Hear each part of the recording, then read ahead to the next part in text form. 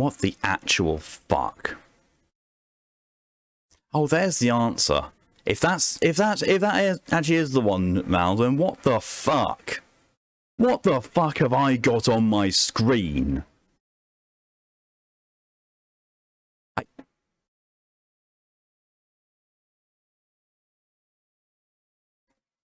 I actually do not know what the fuck to think about this first one. I really don't. Hello everyone and welcome to the SCP reading stream. I have got no idea what we're in for. Well, I do have kind of an idea of what we're in for because the first submission that was made on stream was from Pokey. So we have existential horror. That's what's coming up. But also we have Mal's suggestion that was done on the Discord server. Which I'm a little bit terrified of already.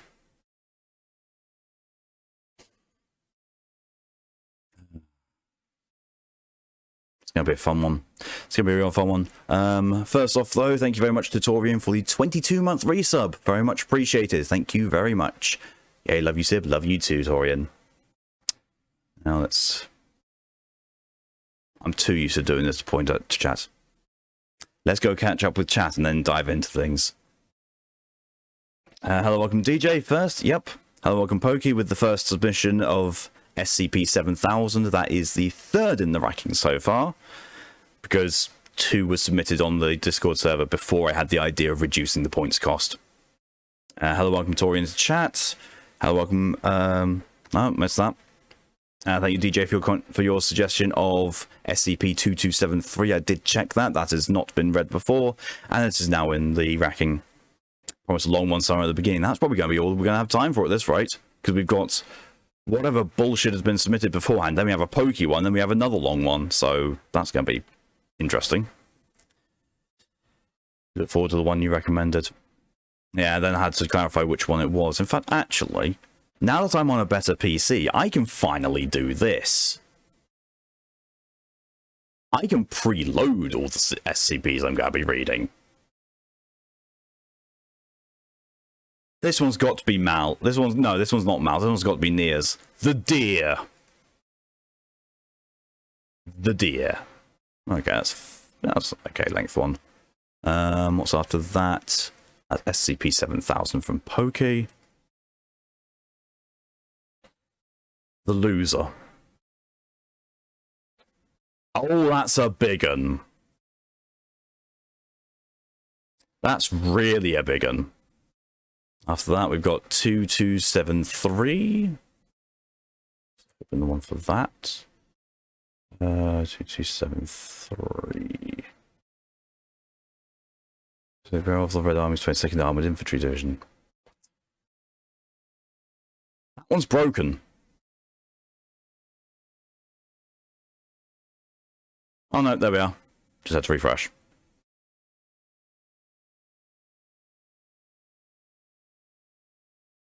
Interview logs.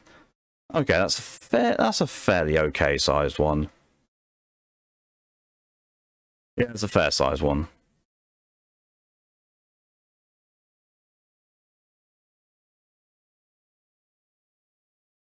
So this is why I have the system set up. So like, I will reject ones that have either been duplicated or we're going to run out of time. After that is 2598. Well, not okay. Now Series 3 is very popular today. Very, very popular. 2598. Traveling Moth Salesman. For fuck's sake, Nia.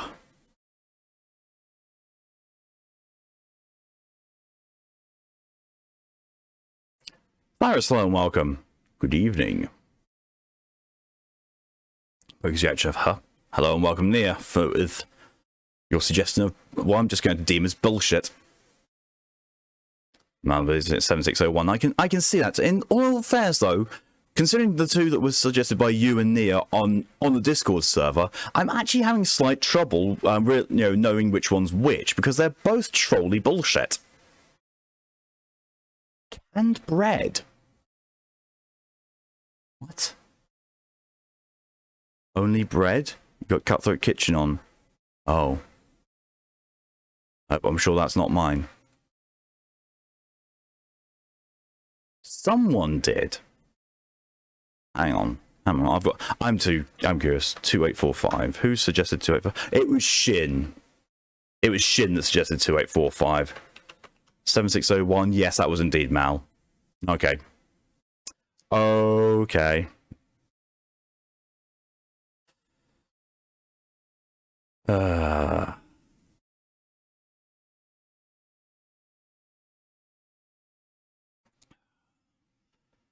Alton Brown's a man, and I love it. I thought you were going to talk about Alton Towers then. I was like, I'm pretty sure you've never been to Alton Towers touring because you've not visited this, well, this country, I say. You haven't visited the UK. Running out of stuff to submit, honestly, I need to go on a quest to find more SCPs. I do not know why. I thought you said you need to go pee on a quest to find more SCPs. I was like, no, that's SCO.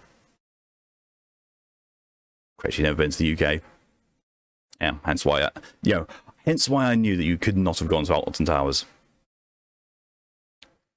If it hasn't been done yet, let's go for one of the most well-known ones, 963. Let's have a look.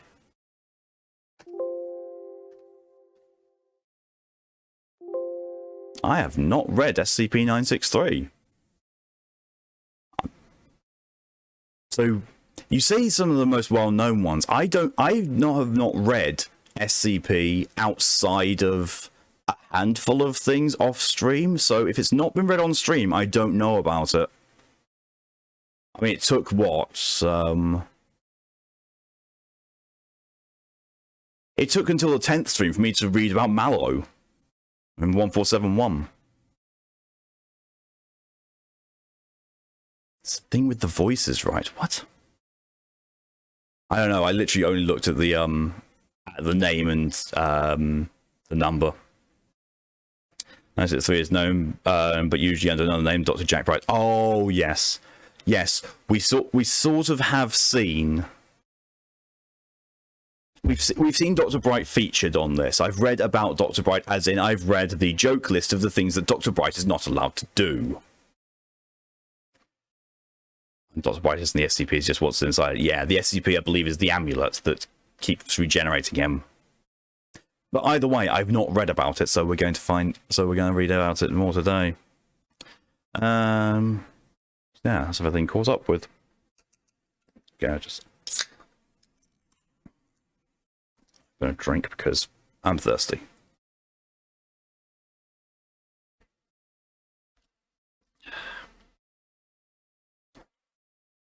So let's kick this off with Mal's bullshit. Item number SCP-7601, object class Cater. How the fuck is this in a Cater? Special containment procedures. 7601 is to be provisionally held in a steel-reinforced containment cell at Site 198. Research into methods of containing 7601 are underway. Description. 7601 is an anomalous female Peking duck. 7601 is able to extend the length of its neck indefinitely, reaching a record maximum of 4,520 kilometers long. Where 7601 obtains the matter required to increase the size of its neck is unknown. While this is occurring, the size of 7601's body and head are not affected. The means by which 7601 is able to hold its neck in the air despite its immense size are not understood. The anomaly is also capable of speaking English, although this has only been observed once. See Incident 7601. 7601 is also resistant to conventional weaponry, however it is not invulnerable. I think I'm done already. I haven't even gotten into the meat of this. I think I'm done. Man's literally sent me Peking duck.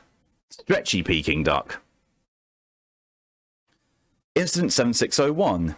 SCP-7601 was discovered on 5/6/2011. Amnestics have been administered to all civilian witnesses, and false memories of a surprise flyby from the United States Air Force have been implanted.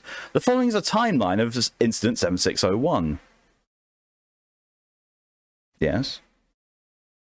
Yes, Gapius.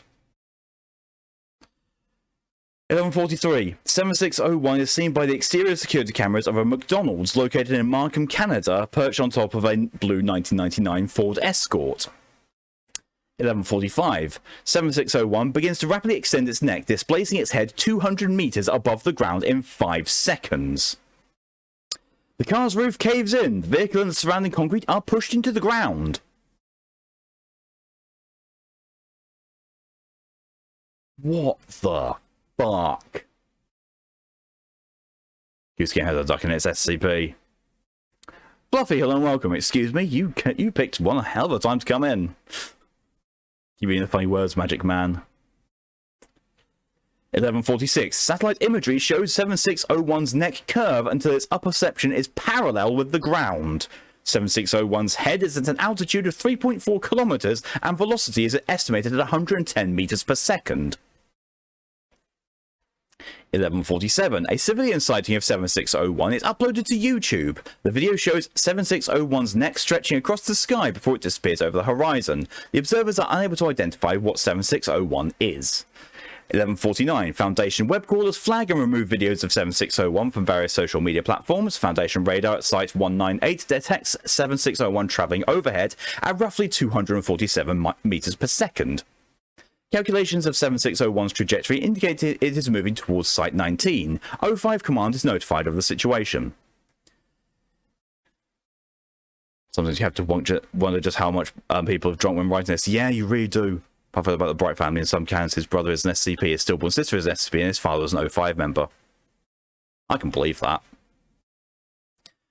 11:50. 7601 breaks the sound barrier over Chicago. Notation, which is a 331 meters per second. I don't know, that might be miles. That might be miles per second. I don't know. I'm going to go with meters because I don't actually know. Foundation personnel are mobilized to distribute amnestics. 11:52. 7601 passes over a United States military base. Believing the object to be an incoming projectile, the base fires 17 surface-to-air missiles at 7601. 15 of the 17 hit. No damage to the anomaly is visible. What the fuck? 11:53. In Markham, the downward force from 7601's expansion has destroyed the car and created a sinkhole roughly 14 meters deep and 9 meters wide. A nearby fire hydrant has been shattered and is spewing water into the air. Local EMS arrive on scene. 11:57. Local news stations in Chicago begin to air information regarding 7601. An image of 7601's head begins circulating online. Foundation web calls remove images from the internet. 12:01. 05 Council votes to scramble fighters to neutralize 7601. 12:10 to 12:18. Fighters make contact with 7601. In the span of 8 minutes, 29 missiles successfully strike 7601, however none have any effect. During the engagement, 7601 made no attempt to evade the projectile, but its velocity increased significantly. Pre-engagement velocity was 564 meters per second, while post-engagement velocity was 1,286 meters per second. The battle ended when 7601's head outran Foundation fighters. Footnote: Foundation fighter jets have a maximum speed of 822 meters per second. Attempts to fire on 7601's neck have been ineffective.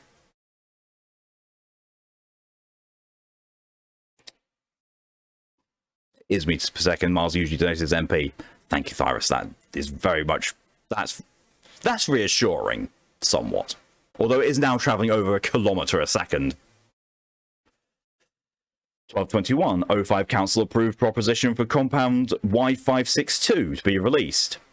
Footnote: a class 4 gaseous toxin capable of terminating an adult human in at most 1 minute and 18 seconds. In the path of SCP-7601, a remote region of western Kansas was chosen for the attack. 12:24. 7601 passes over Jefferson City, Missouri at 1,351 meters per second. Foundation personnel dispatched to administer amnestics.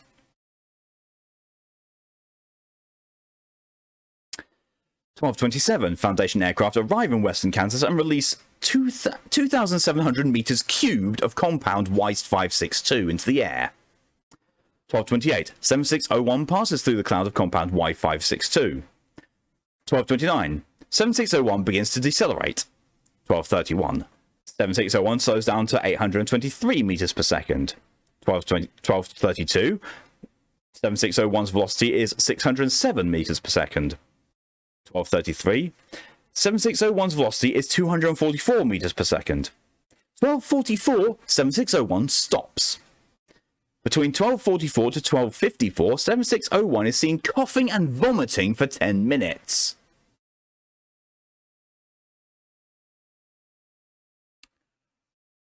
(1256) 7601 recovers and continues to extend its net towards Site 19. 1257. 7601's velocity is 126 meters per second. 1258. A proposal is made to engage the anomaly with fighter jets while it is injured. This is rejected by the O5 Council on the grounds that the prior engagement caused 7601 to accelerate quicker. 1301. O5 Command orders the termination of 7601 via the Foundation Orbital High Energy Railgun Battery, known as FOHERB. While the anomaly is over uninhabited land in Colorado, Forbert... typo there. FOHERB begins calibration to fire. 1302. 7601 passes over Site 212 at 1041 meters per second.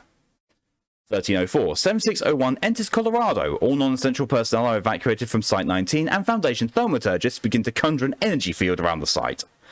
1308. 7601 collides with a mountain. This has no impact on its velocity. 1311. FOHERB finalizes preparations to engage. FOHERB is ordered to fire on 7601 in 30 minutes while it is 1.3 kilometers north of Horseshoe, Colorado. Population 322. Foundation personnel arrive in Horseshoe to evacuate residents under the guise of a gas leak. 1337. It's leak time. All Horseshoe residents have been relocated to a safe distance from the blast zone. 1341. FOHERB opens fire. 7601's head is thrown into the ground, and the anomaly's neck makes an almost 90-degree angle downwards. A 759-meter crater is created around 7601's head. 1342 to 1347. 7601 remains unmoving in the crater for 5 minutes.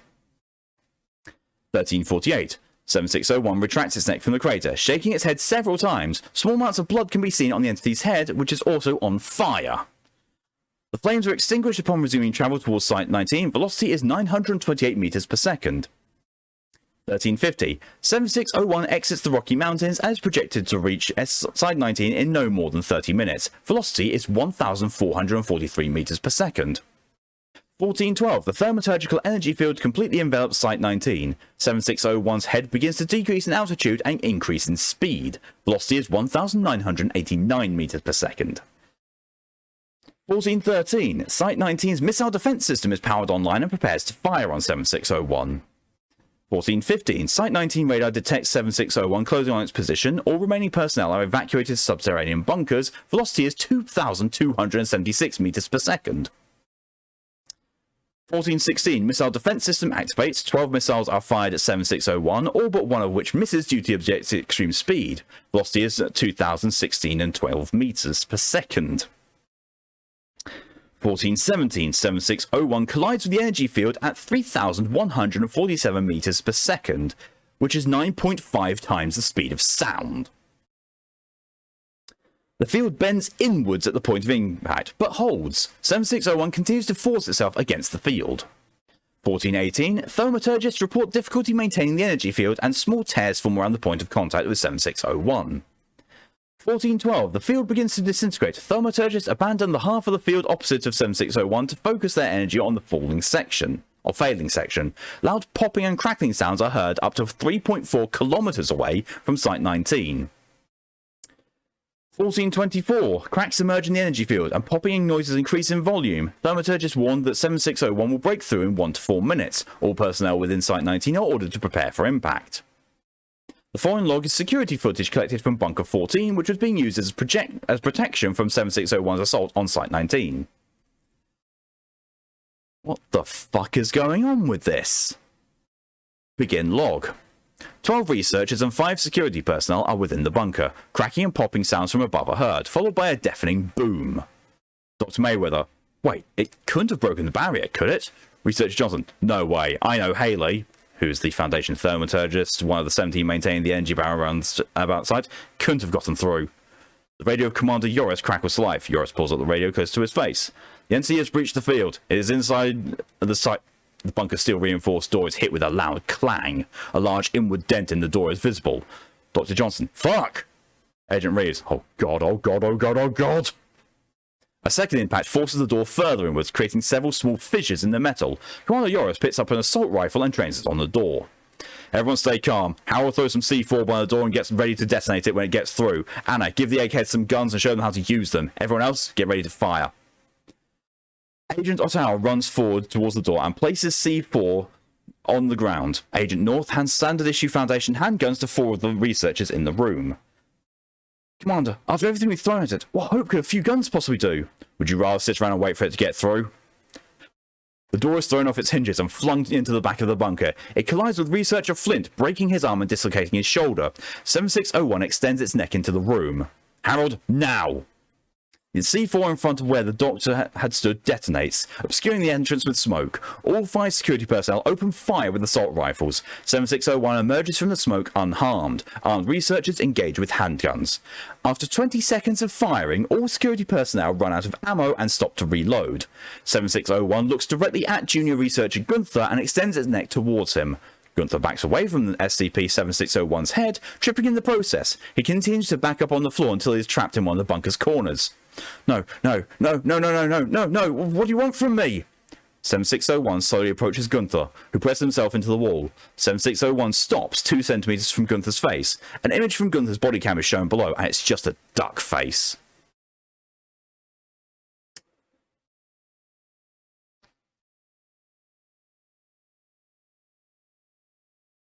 Oh my fucking god. 7601. Hello, we've been trying to contact you about your car's extended warranty. I'm not even joking, that's what the fucking thing said. What the actual fuck?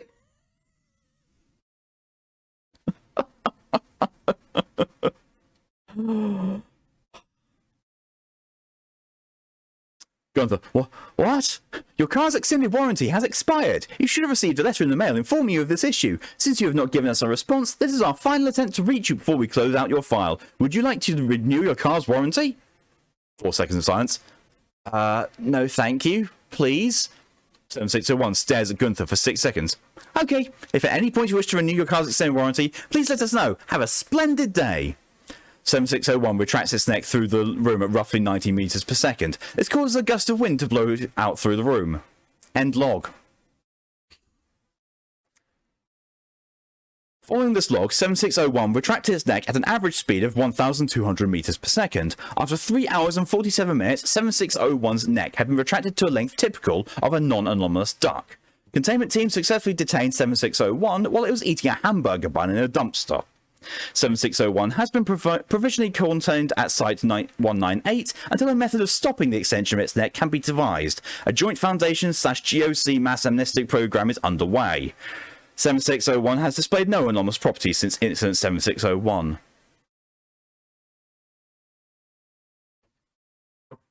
What the actual fuck did I just read? What the actual fuck? Fuck you, Mal. Fuck you. God damn it. Ah. Jesus Christ.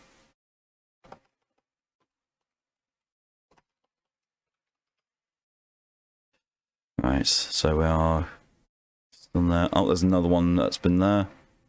I didn't add Flyrus's one, and Pokey's second one is 0242 SCP integer.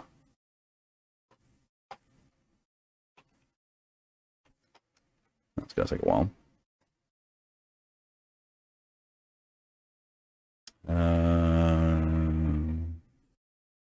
Series 1. 963. And 5242. Why does 5242 sound familiar? 5242. Yes, it's there, of course. Fine, it hasn't not been brought up before. Okay. So that'll be in Series 6. 5242. Oh, I see why you called it SCP integer.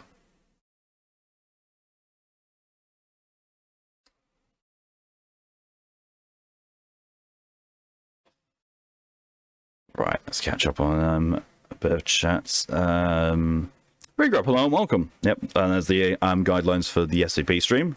I'm just going to be reading out SCPs. This is just generally what this is. Well, this is the actual official SCP, not a joke one as well. Yeah, it is completely official. Remind that Cerno is also an official SCP. Yep. Dead, yep, of course. Whatever entity created this duck, he just gave a highly dangerous shitpost. Pretty much. In and out for the next half hour or so. Someone's getting ready for school. No problem at the auditorium. Welcome to 7601. God damn it, Mal. GOC, Global Occult Correlation, basically the same as the SCP Foundation, but under UN control, more focused on destroying the weird rather than researching and containing it. Yep.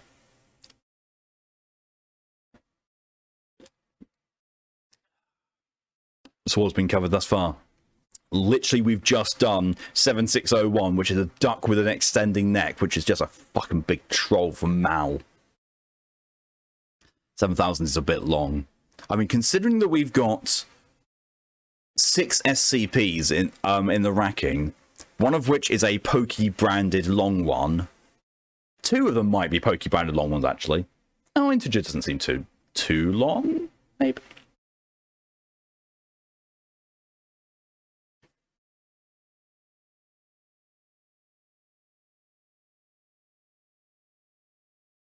No, 5-2. Yeah, that doesn't seem. Yeah, that one doesn't seem too bad. Sounds like Mal. Yeah, pretty much. Pretty much. I think what I'll do, just you know, for ease sake, I'm going to pause the SCP redemptions now until I get through some of these, because, you know, there's quite a lot to go through. If we have time, I'll reopen it again. Callie, hello and welcome, and yep, you got it. Oh, god damn it, there's no water in the kettle. Give me a sec.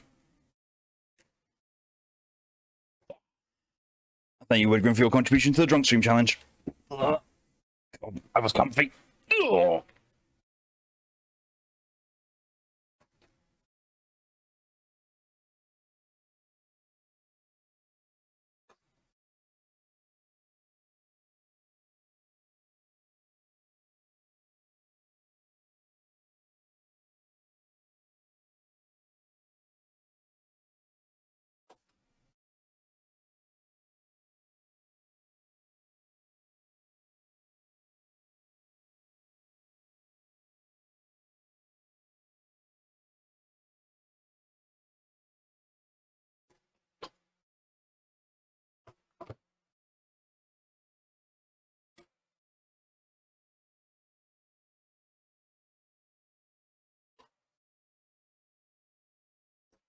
Ugh.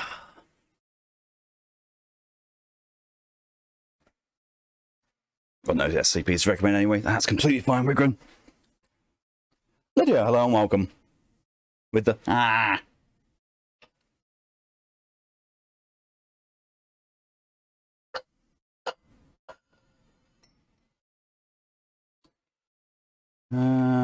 what shall we go for?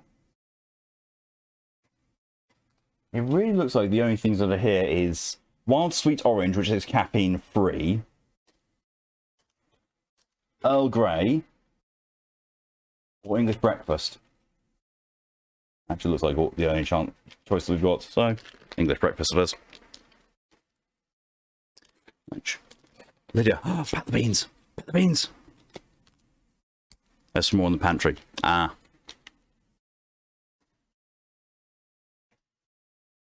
More tea, more flavours, or yes. Just going to keep that tea basket there for now, just so it's all in arm's reach. Well, the only thing that isn't in arm's reach is the fucking kettle back there. Having that in arm's reach would be kind of dangerous. Vigorously pats the beans. Oh no. Oh no. I really hope Lydia's not ticklish on her beans.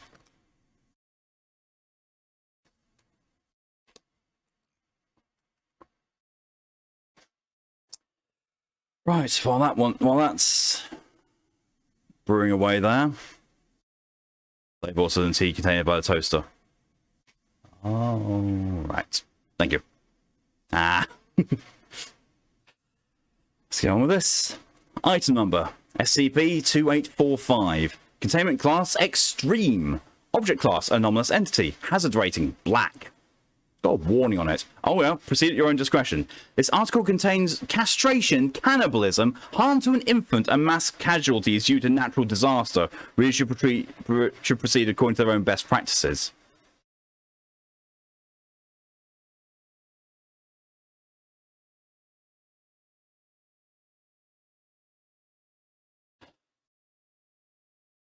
I'm probably going to have to say that I'm not going to read this one. Because I don't think it's appropriate for Twitch.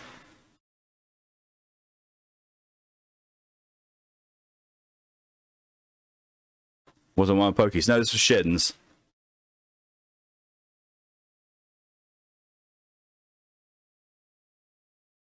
And yes, Pokey, it is the deer.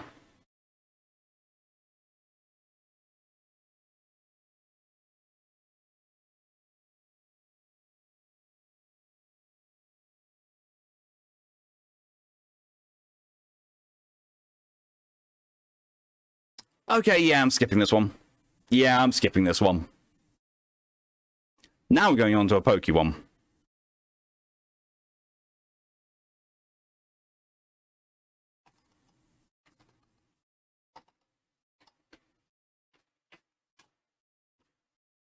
We get out of the list there. So, strap yourselves in. This is a long one. It's what I say to Lydia quite a lot there. Have we done the eyeball SCPs yet? I think so.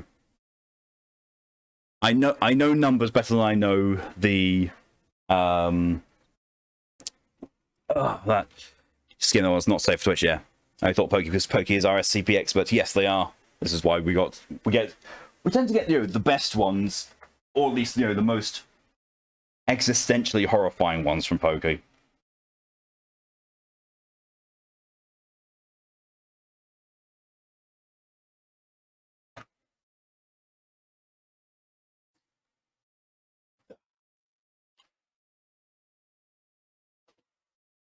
Probably most infamous containment procedure next to procedure 110 Montauk.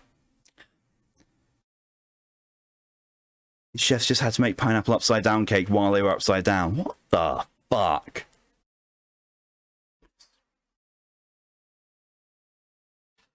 So over what? Excuse me, what? If I was to recommend one before it was disabled mileage, sure I recommended already. Which one is it, Fluffy? And I'll tell you if it's been done or not. Browser Man. Yeah, it seems like. Well, hey, Lydia, if you're watching, here's something you're familiar with.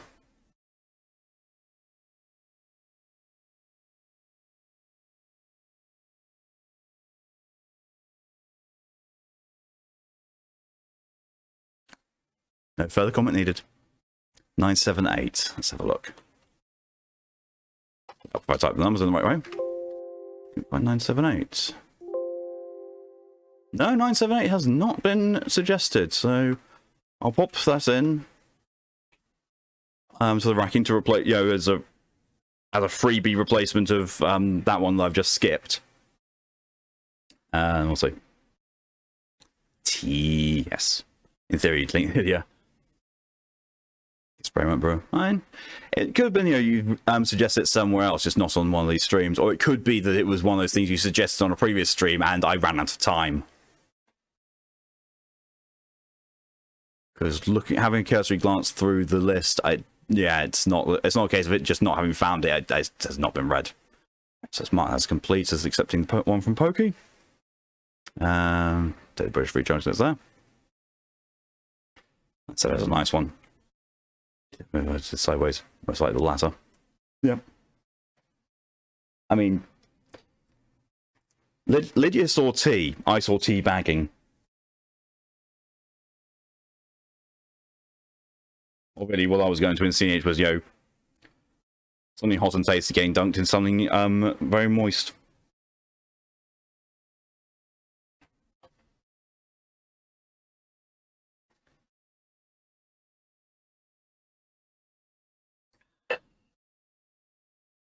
That's good. That else brings the joke to attempt to balance my existential horror. This is very true, Pokey. What's nice in the form of, will not try to do anything to your inner organs. Only the inner ones. The outer ones are fair game. So great despite having his pineapple stolen, traded for the pineapple from fried rice. Fuck. Okay. RNC Site 43. Oh dear. Oh dear. Attention, Emergency Threat Tactical Response Authority. Priority 1 announcement. A global LK-class Twist of Fate probability failure scenario is presently in progress. For the duration of this crisis, any and all requests originating from the ETRA personnel are mandatory. Our mandatory directives carrying the authority of Overwatch Command. SCP Foundation personnel with undeclared anomalous conditions declaring themselves to an ETRA representative at this time will be granted amnesty from containment, amnestization, and or termination. It is vital to the organization's continued survival that all internal probability vectors be identified and countermeasures developed. In a timely manner, it is vital to the continuance of the human race that this organization survive. We hold dominion over paranormalcy and our law supersedes Murphy.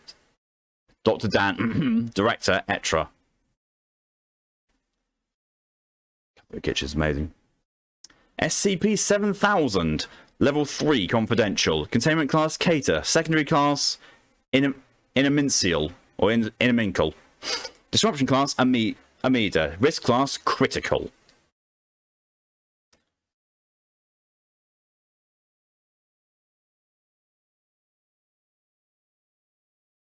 What? Special containment procedures. All containment efforts respecting 7000 are under the purview of the Emergent Threats Tactical Response Authority. Non-ETRA personnel must refrain from containment activities directly related to this scenario. Footnote 1. Inimical class anomalies are exacerbated by containment efforts and must therefore be decommissioned. All Foundation personnel must consult ETRA Manual LK4. Don't bet on it, assessing your task probability variable intensity. To me.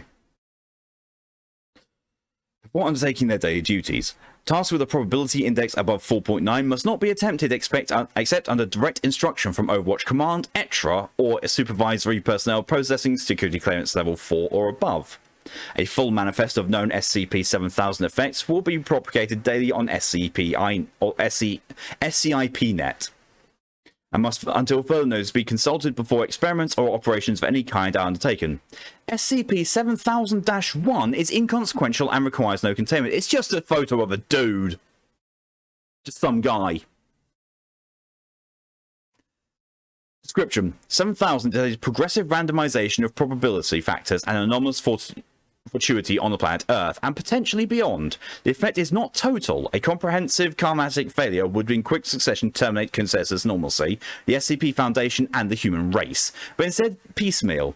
Each factor is randomized to a different extent, for a different length of time, and often with a different geographical radius of effect, corresponding to no obvious logical pattern. Nevertheless, the cumulative impact of many nonsensical and high-profile outcomes of formally predictable actions is dependent on degrading the veil of secrecy at an alarming rate and jeopardizing containment efforts worldwide. The cause of this disruption is at present unknown. 7000-1 is Dr. William Wallace Wettle, a white male 54 years of age, presently serving as Deputy Chair of Replication Studies at Site 43. His relationship to 7000 is classified level 4 secret.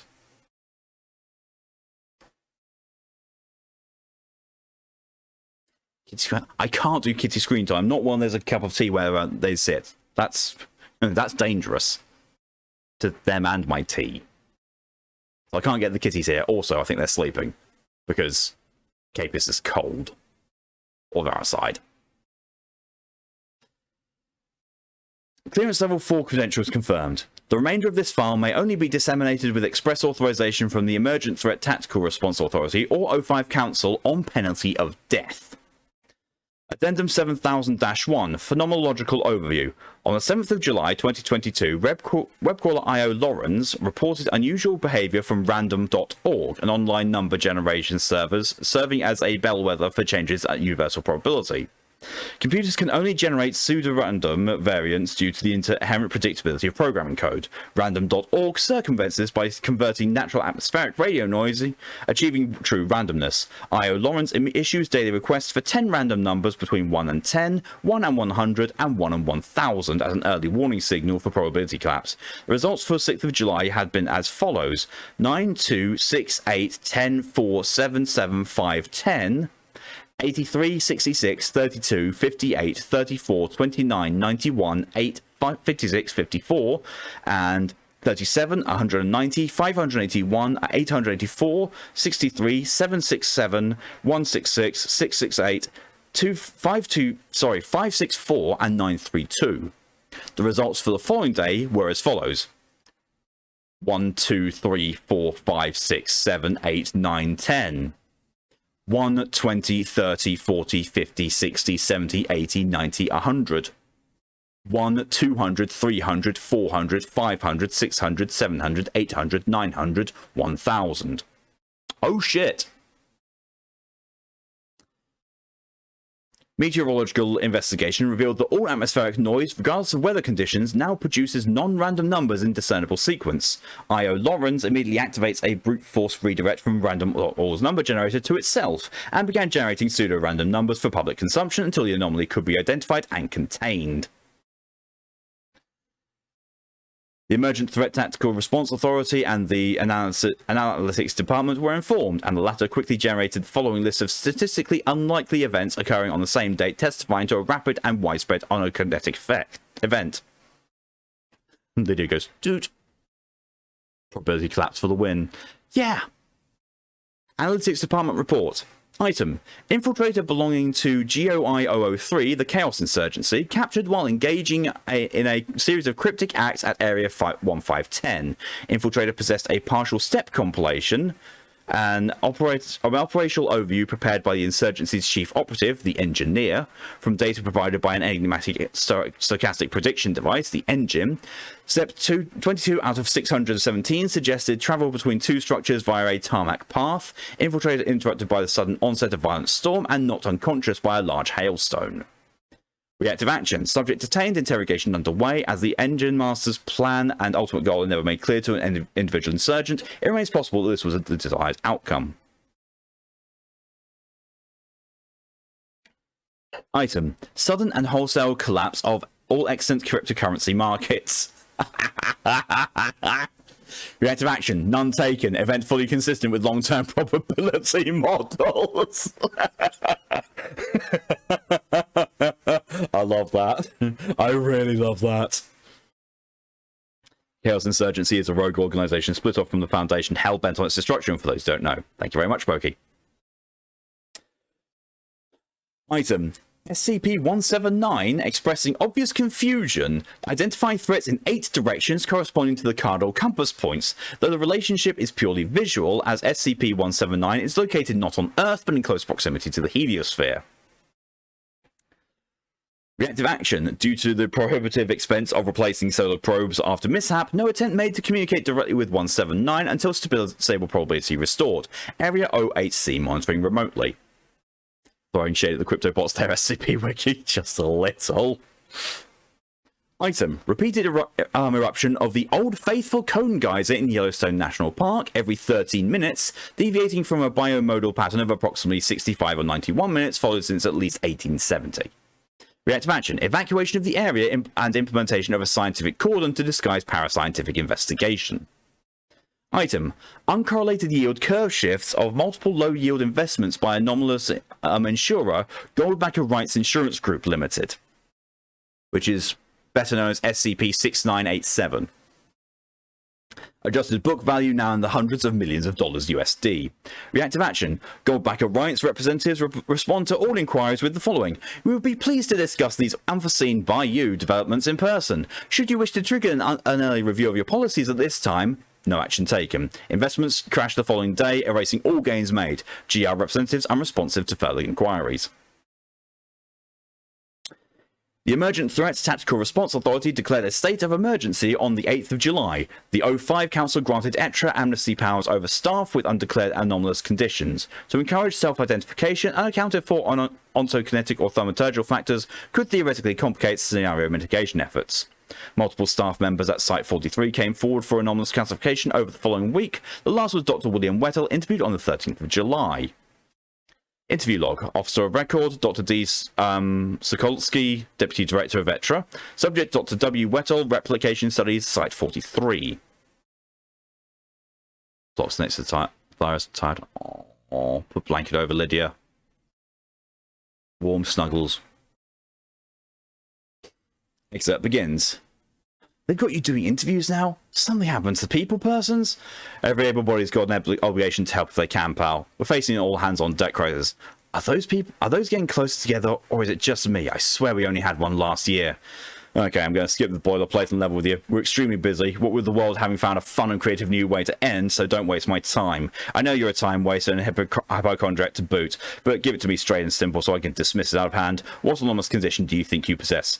I'm unlucky. Oh, Jesus Christ.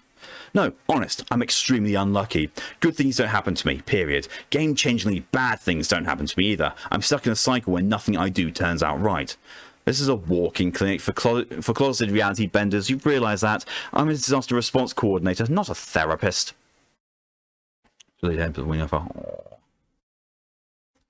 not listening. I'm in charge of replication studies, yeah? Well, I've done replication studies on myself.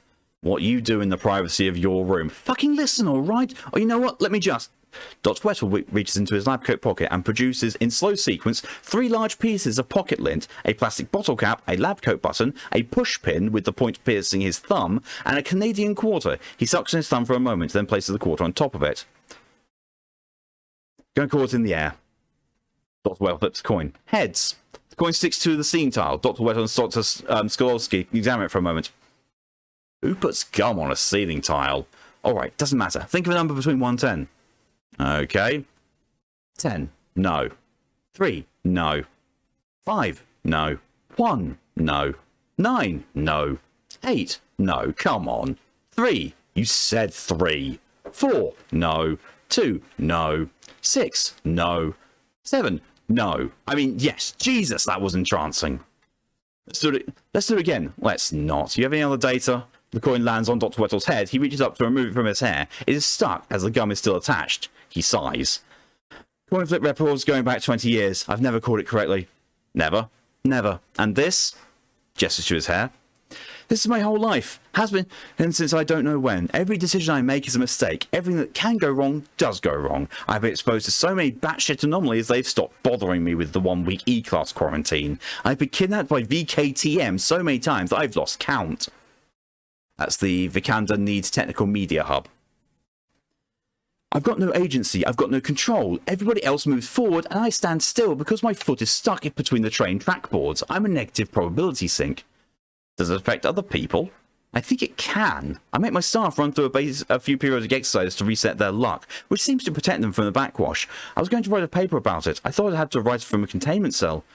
Yeah, about that. Why are you sharing this now? You could have kept it secret indefinitely. Folks around here just think you're a clumsy idiot. I thought I had experimental proof you're just a clumsy idiot. Because if this kind of shit is getting worse, random stuff not being random anymore, predictable stuff going haywire, I'm liable to get pasted by a bus the moment I walk out the topside elevator. Buses don't run around here. With my bad luck and our bad luck combined, they might make an exception. Well, wait a second. You said you've been keeping records. Yeah. Any change in the past week? Nope. Every call goes wrong. Every single one.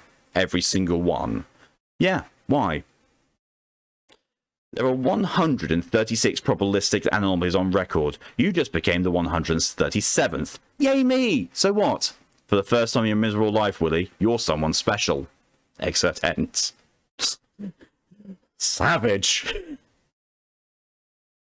Dr. Skolsky developed a tentative theory to explain the above. Rejecting some of Dr. Wettel's conclusions out of hand, he engaged in a short program of informal interviews, primarily with the staff of Site 43, to confirm his suspicions.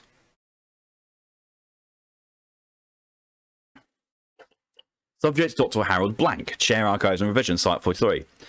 You're friends with Wettle, right? Are you going to tell him if I say yes? No, Harry, I'm not going to go out of the way to engage Willie Wettle in conversation. Think about it. Then, yeah, sure, we're friends. And what does that consist of? He follows me around, I make fun of him, he eventually falls over or walks into something, and I help him get up or call the medics. We've got a kind of give and take thing going, where he gives me headaches and I take the piss out of him. We probably seem like an old joke. Not really, you can't look like him. What? Point. Big head, weird beard, dad glasses, no style. Fuck off. But he thinks about that a lot. I could almost be this guy. How come he's got a better job and more friends and a real human wife instead of a... However that sentence ends, I do not want to hear it. Point is, but for the grace of Fortuna, there go you. I prefer to think of it as the grace of having absolutely any grace. I feel bad for him sometimes, but he lives down to his station. He's an arse. You ever think there's anything anomalous about his blundering around? One or two times mainly. Spill. Spill is right. My wedding last month. Oh yeah, the flood. First damn day in decades I wasn't wearing work boots. And the other time, have you talked to his ex-wife? Wow. Subject. Margarita Villar, civilian. Villar. I've never heard of Silly Crab Productions. You will, but we're still finding our knobbly little feet, so to speak. I guess that explains why you'd hire such a shitty expert. He ever tell you the grades he got at college? They only let him in his PhD program because my father was a donor. Weddle's a bit of a toner too, isn't he, if you get my drift?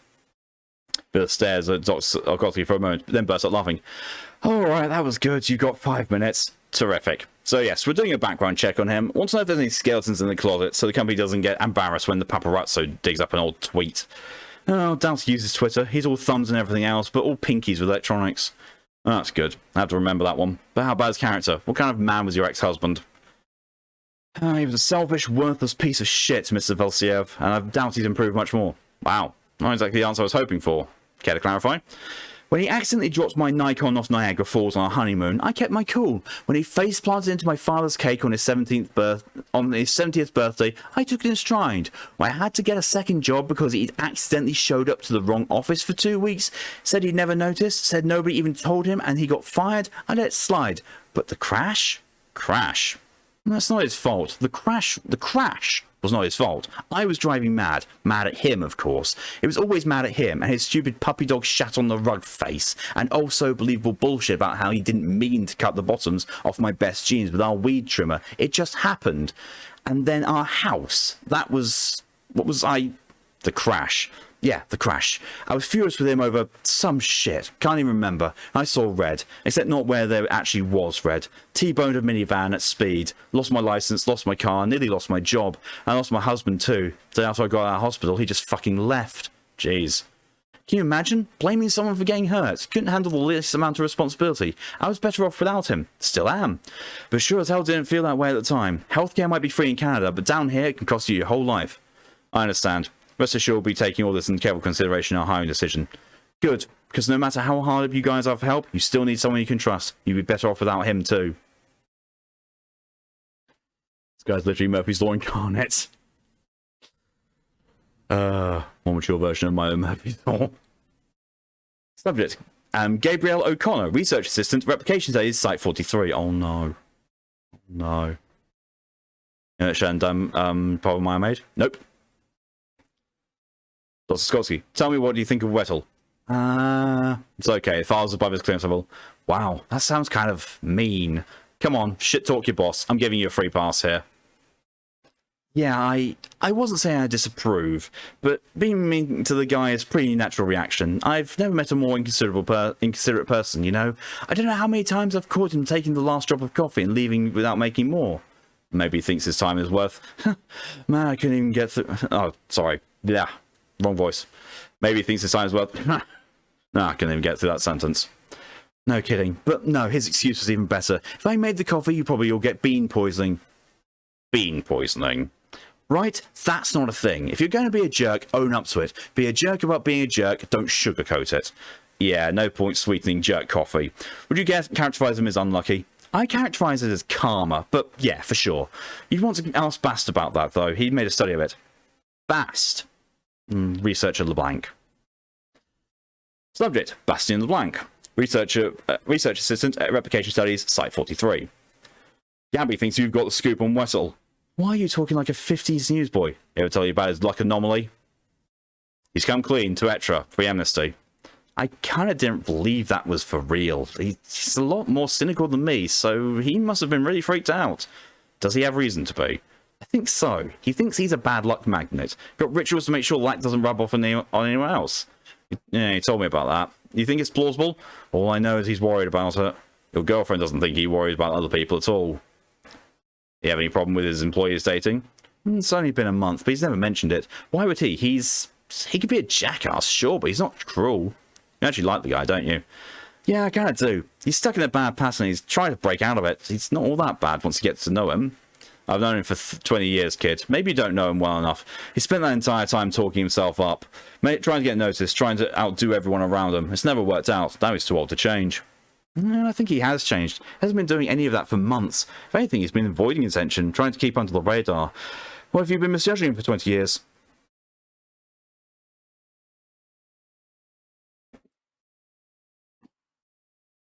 What if he's been misjudging himself? What's that supposed to mean? Has his bad luck ever rubbed up on you? How would I even measure that? Well, would you say your luck's been bad or good since you transferred here? I guess it's been pretty good. Yeah, your girlfriend seems nice. Replication Studies keeps the accident logs, right? For the whole site? Right. Who's logging this week? Me, actually. How many accidents have you logged? None as of yet. Haven't put the reports in? Haven't got any reports. I'm just now hearing how that sounds. Don't beat yourself up about it. Absent trends are hardest to spot. Fun fact, the guy whose Murphy Law was named after, Edward A. Murphy, was an aerospace engineer who worked with safety critical systems and had a natural tendency to have things break with no explanation. Love it. On the back of these interviews, Dr. Skolkoski approached Dr. Dan Redacted, director of ETRA, with an experimental proposal involving SCP-7000 and Dr. Wettel. The probabilistic breakdown continued to progress, with effects felt most keenly by the paranormal community.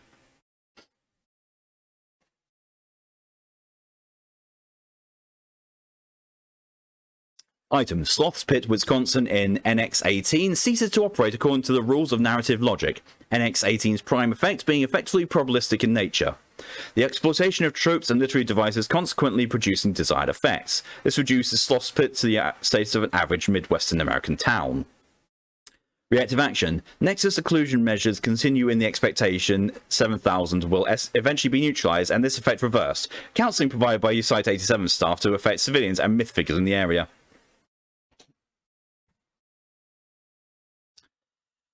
Item: Senior Associate of Marshall Carter and Dark Limited, killed in a folding couch accident. Reactive action. None taken. Folding couch accidents, though uncommon, do occur naturally.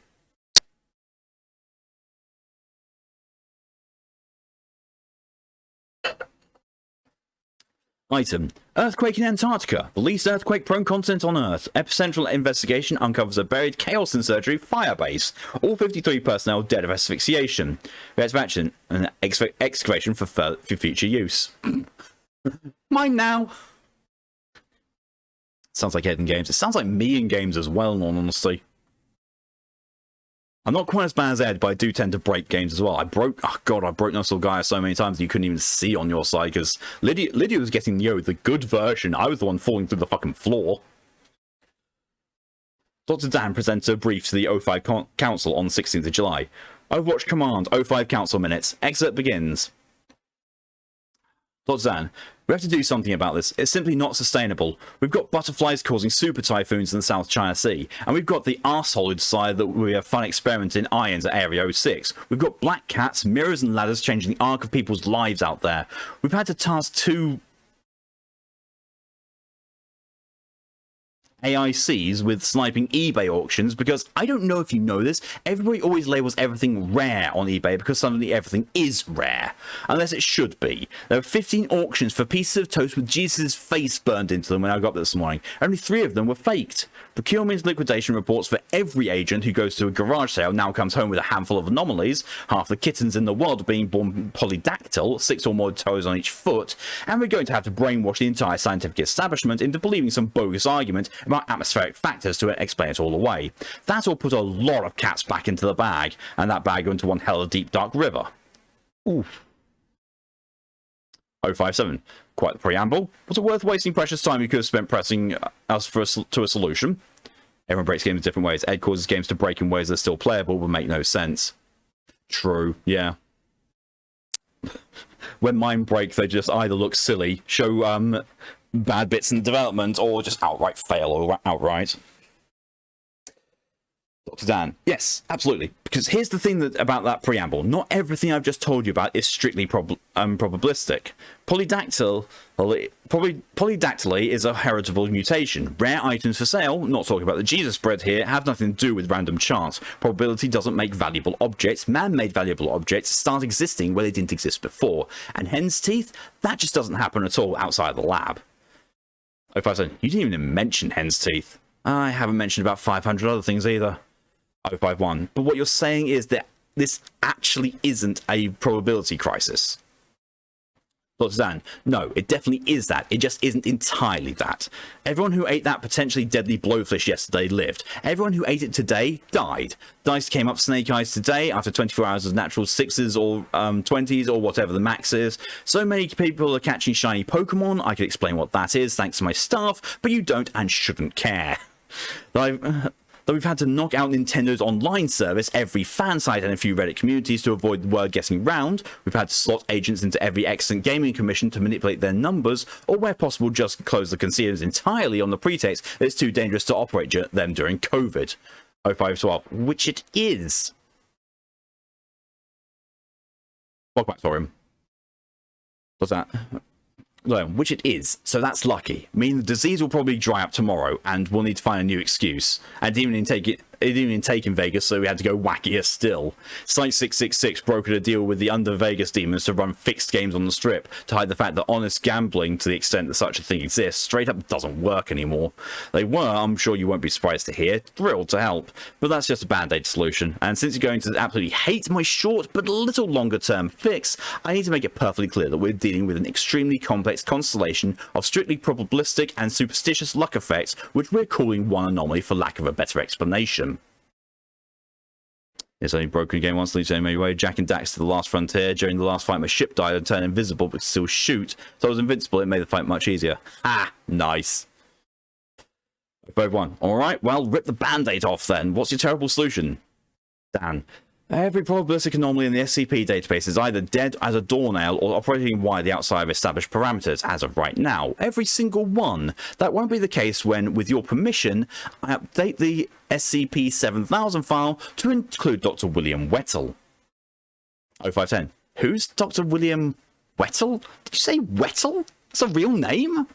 Dan. He's a low-life lifer at Site 43. You've got very little reason to know who he is, but this time, he's potentially the most important employee we have. He just self-identified as a serial loser. Our experimental data backs it up. This guy literally cannot ever catch a break, which is sad. But what isn't sad is this. He's the only probabilistic anomaly still ticking over. 051. You're certain? Dan. Absolutely. 051. Do you know why? Dan. Absolutely not. We haven't had the time to study him. All we have is his data to go on and a hunch from my deputy. That data is extensive. Wet Willie. He lacks the imagination to lie. So I know the other doctor called him Wee Willie. Wee Willie Wettle, but having him called Wet Willie is just hilarious and at the same time chef's kiss. And my deputy knows his shit. At this moment, Dr. William Wettle is the only reliable probability factor on the planet Earth.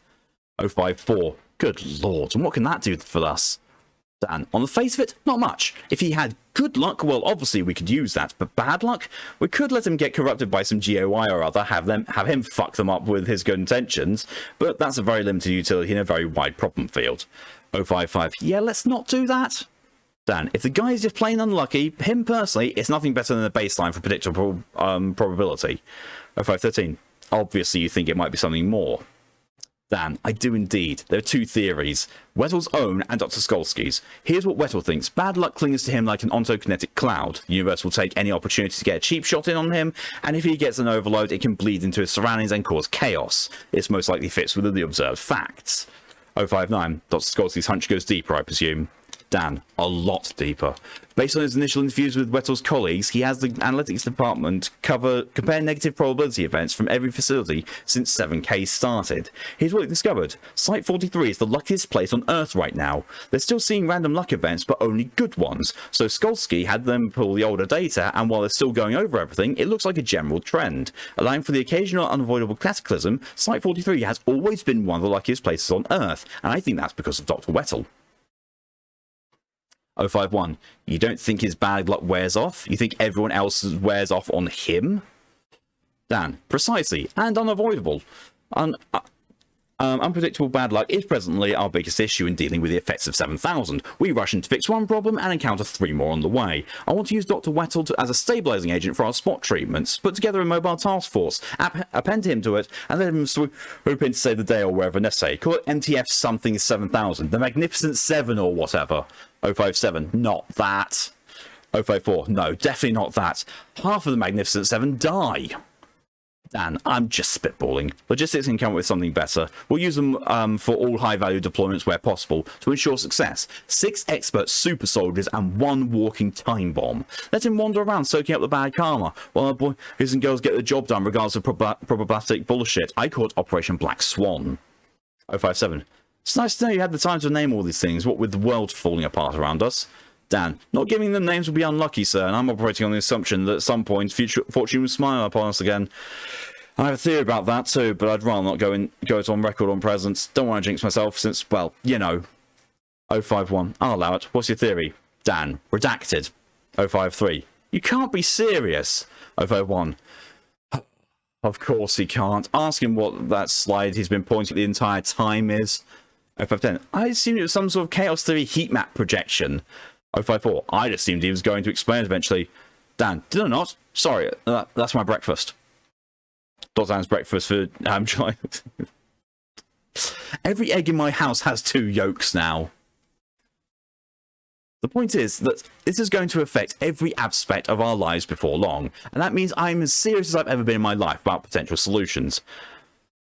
051, I think we know enough to be getting on with. We'll put your Black Swan as a vote. I move to accept. All in favour?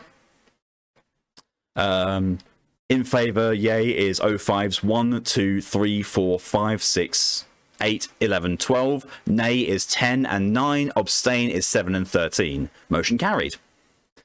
Dan, thank you for your time. You won't regret this. 059. The success to failure ratio of that particular statement is presently up in the air, like everything else. With respect, sir. Except ends. Thank you, DJ, for your contribution to the Drunk Stream Challenge, and thank you, Fluff, for the stretch redemption. Take that. Oh.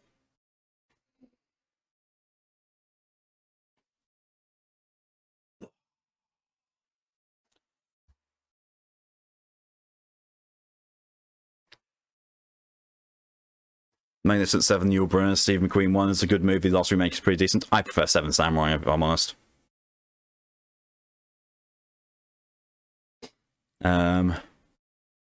Dr. Dan and Dr. Skolsky immediately began preparation from Operation Black Swan as the probability collapse continued. Captain Andrea Adams assembled 5 of her top-performing agents to fill out the ranks of MTF Theta 7000 Fortunate Sons, and began a rigorous training period. Despite possessing advanced survival instruction as a consequence of his existing esoteric containment duties, Dr. Wettle scored significantly lower than the previous bottom percentile on all mobile task force training metrics. The acceleration of 7000 phenomena nevertheless necessitated the denial of his repeated requests to be relieved of this new duty, as well as similar requests on his behalf by Captain Adams. The picture for the training is golden. Oh god, yeah, just...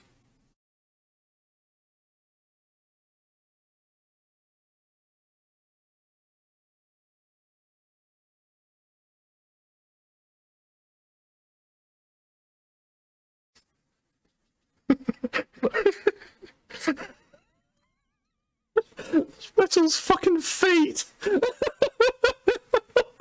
Oh my god! I didn't see it at first. I just saw those 4 there. Like, oh yeah, that looks completely normal. And then Thyros Point's like, wait, what? I saw that. Like, oh my god! Oh wow! Oh, that's fucking fantastic. Despite possessing... Oh, wait, that went by. Even says Dr. Wet in the foreground. Oh, it does as well, yeah. Dr. Wet in the foreground on his arse. Analytics Department report. Item: steady increase in accounts of chickens born with monophyodontic dentition. Reactive action: creation of a thread on the conspiracy website powerwatch.org suggesting that the phrase rare as hen's teeth refers not to a scientific impossibility, but instead a hereditary mutation which the proliferation of genetic modified organisms in modern farmscapes has reawakened. Theory saturates the globe due to predatory news aggregators within 1 week. Item: 3 Chaos Insurgency infiltrators captured attempting to gain access to Site 91. Step 22 out of 624 of their step compilation details an up-to-date schema of security patrols. One patrol's route significantly delayed when all 5 officers discovered pebbles in their footwear and stopped to remove them, leading to a confrontation with no Foundation casualties. Reactive actions: patrols increased at all large containment facilities, resulting in 11 further captures and 6 terminations. Item: SCP-4040, namesake of Sloth's Pit, Wisconsin, transformed from a bottomless pit into a pit of variable depth.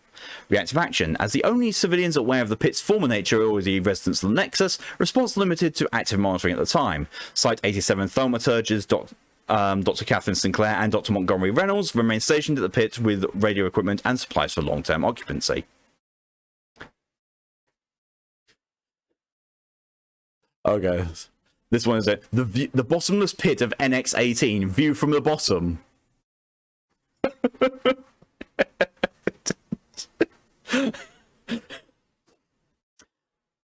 That's kind of shallow. That's kind of shallow compared to bottomless.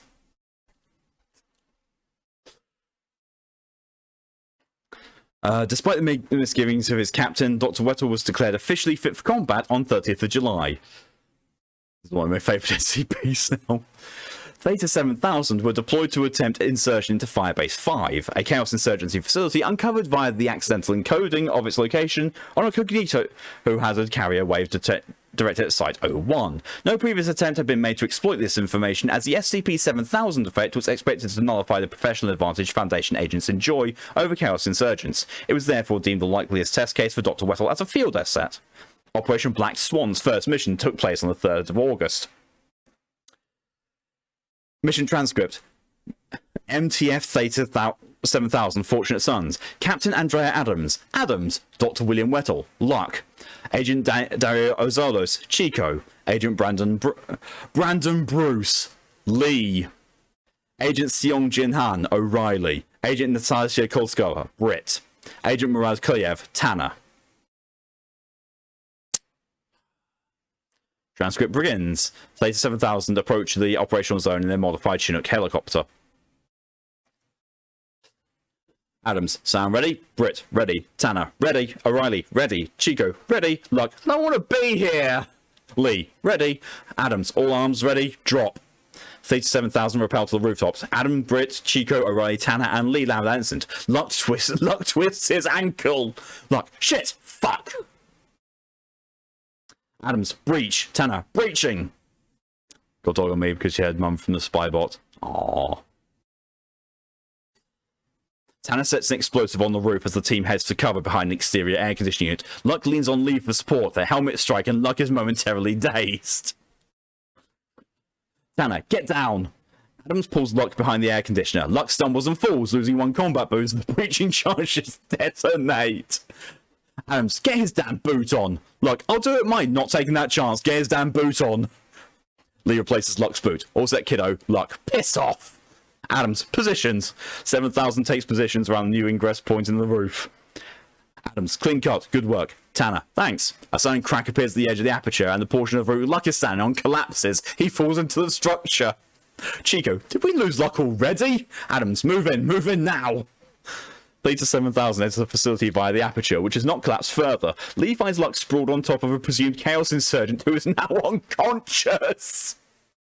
Lee, I guess your name means something after all. I don't want to do this. Oh, I love that. Luck sounds immediately at Mr. Bean. It pretty much is. Oh my god, why has that exploded?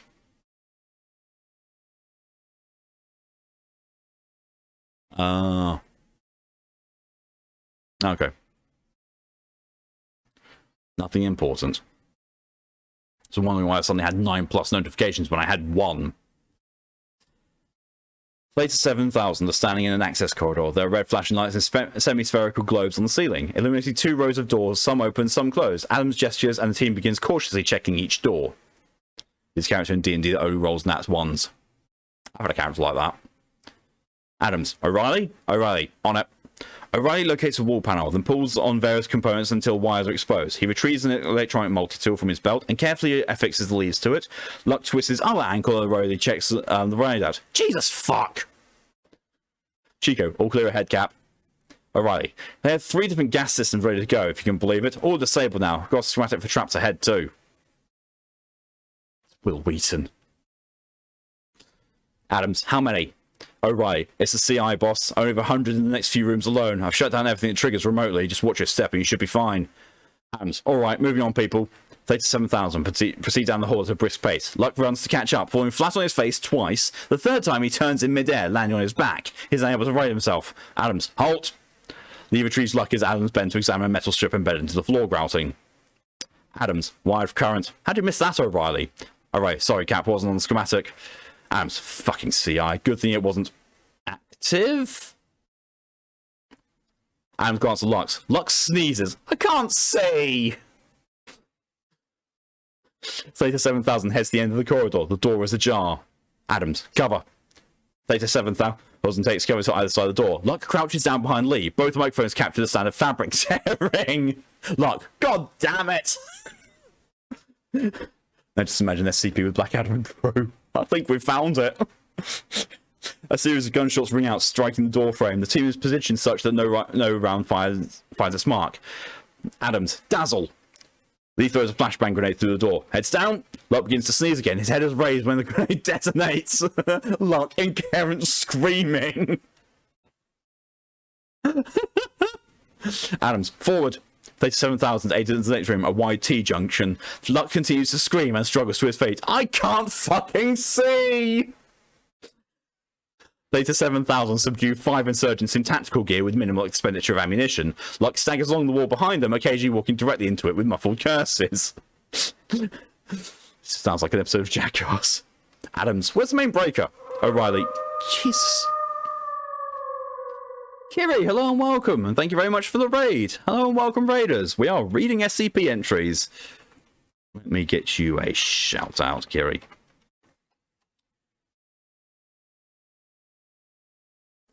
Oh, you lost playing Genshin. Nice. What funny SCP we have on record.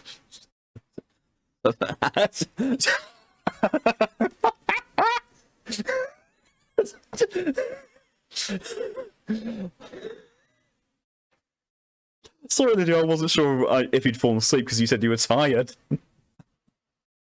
They were last playing. No game. That's a proto and heavy charging box. Aww. Alright, judging by the power draw profile, probably on a lower level. Adams, we need to find some stairs. Luck walks through a door and directly into some waist-high railing at wide, well-lit stairwell. Oof! Luck pitches over the railing and falls. Chico, we lost him again. Right, with the theme, let's be now as hoovering broken glass up and then food arrived. Oh shit. Have you transmitted some of Luck's thing? Oh my god. 37,000 rush into the stairwell, foregoing operational caution to retrieve the asset. Luck's belt has caught on a lower railing and he is hanging with his pants half down. I don't want to be here! Image captured from Chico's body cam.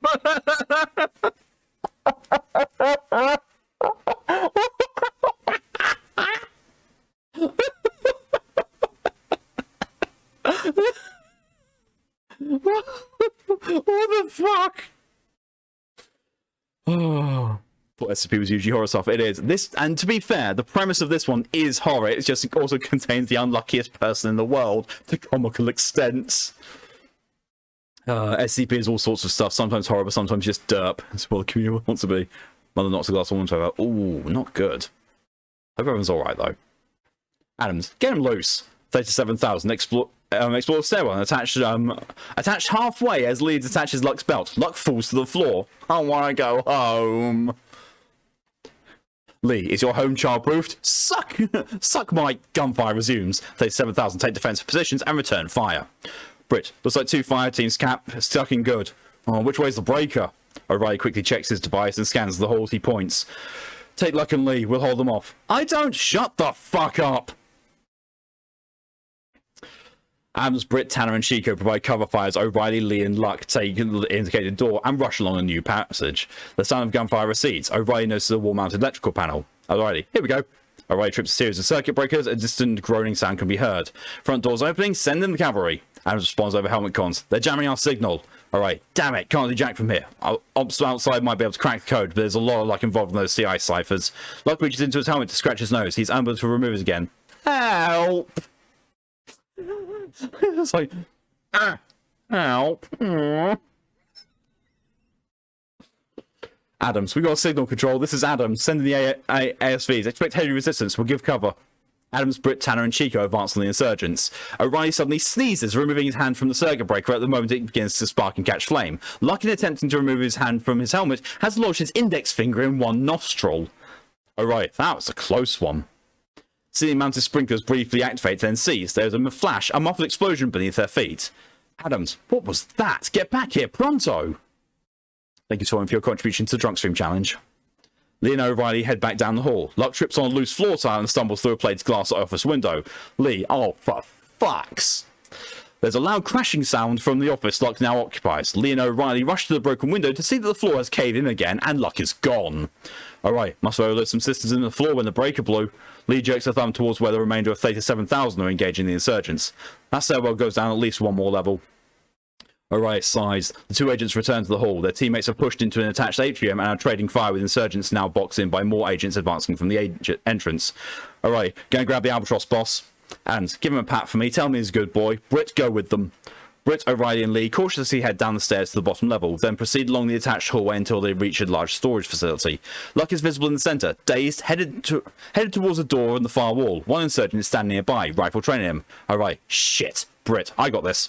Britt advances into the room, taking cover behind wooden crates and steel shipping containers. As the insurgent raises his weapon to shoot Luck, Britt springs out of the shadows and slits his throat at the precise instant the door opens, and a second insurgent appears, rifle at the ready. Insurgent, bad luck, the roof collapses. The insurgent is struck by a piece of falling masonry, crushing his helmet and presumably his skull. Luck is covered in debris. Britt, shit, Luck, are you alright? Luck, I hate. Luck swallows his helmet microphone and begins to choke. Transcript ends.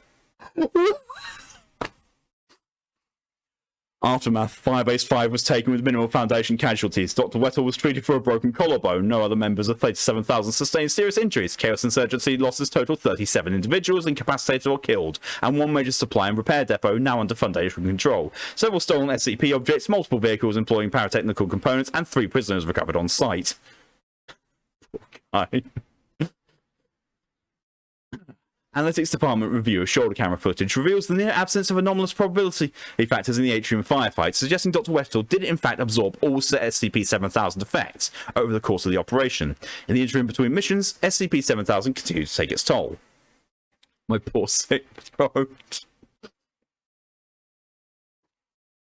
Oh, I know that thing. Fucking hell. Analytics Department report. Item: 7 Chaos Insurgency infiltrators captured during installing explosive devices at Site 120. All 7 attempted to destroy their step compilators before capture. One was unable to do so, as her portable lighter would not produce a flame. Surviving step compilation carried the impression of handwriting, presumably from a note written on top of it on a separate piece of paper. Reactive action. Handwriting decryption leads to discovery of an insurgent safe house in Poland and detention and neutralization of a cell of 23 individuals. Throw it in the microphone. Imagine if he said 729J. Item: SCP-3856-1, the multiversal iteration of researcher Samuel Lloyd, residing in baseline reality, chokes on a ham sandwich and expires. Oh. Aren't all lighters portable? Not the ones attached to gas stoves. Reactive action. SCP Foundation placed on high alert for the imminent escalation of the present K-class scenario, ending with the termination of all life on Earth, the inevitable result of any universe's loss of its iteration of Researcher Lloyd. No change in the scenario's course noted thus far. Item. 3 senior Mechanite priests, 1 for each primary faith, killed in freak Murphy bed accidents. Reactive action. Per the triumvirate cause, expressions of sympathy made on behalf of Overwatch Command and funeral costs partially defrayed. After a brief recuperative period, Dr. Wettell was cleared for active duty again, and Theta 7000 was officially commissioned. A series of missions over the following weeks served to mitigate the worst of 7000's veil-threatening elements, though the search for a permanent solution remains ongoing. A digest of representative operations is appended below. Good Lord, Murphy Bears, that's why I'm afraid of. Don't blame you. Operation, it is Theta. Operation Theta 7000-4. Situation: attack on depot systems at Outpost 316 by Serpent's Hand agents. Interventions: Theta 7000 repelled the attackers while technicians attempted to reverse thaumaturgical damage and corrupted code. Dr. Wettell supervised. Excuse me. Outcome: only minor difficulties encountered. Operation declared successful. Dr. Wettell sustained a variety of minor injuries: 2 stubbed toes, 1 chipped toe, 1 broken collarbone, 7 broken fingernails, and 2 herniated discs. On-site paramedical services returned him immediately to active duty. Debriefing. Due to recalcitrate on the part of Dr. Wettell, Researcher LeBlanc was appended to the task force to conduct the asset's debriefings. Partial transcript appended below. Except begins. But I didn't do anything! Researcher LeBlanc. They estimate the damage code involves some 7 million independent variables. Every one of them was a minute but existent threat to assess the repair progress. You stopped them from going off. You saved the computer system carrying more information than... I didn't do anything! So they got me a handler. I prefer to think of myself as an agent. If you were my agent, I'd fire you. If you were my client, I'd get you fired. I know you would, kid. Also wanted to be damn lucky. Exit ends. Operation Theta 7000-7. Situation: expert defusal of an improvised thermonuclear bomb in the Freeport of 3 Portlands by the Unusual Incidents Unit.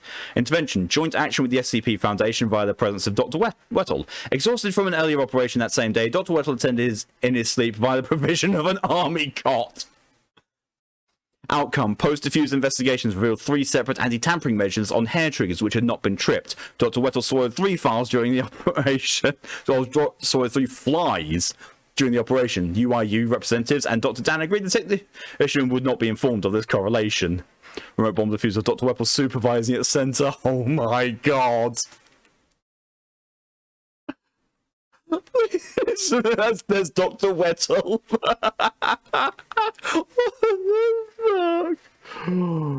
Oh, been half listening to the worst thermonuclear bomb in the middle of this got my attention. Oh no, it's thermonuclear, which is arguably worse because it's magical. Yeah, there's Dr. Wettell's feet. Yeah, so a magic nuke. Debriefing, partial transcript descended below.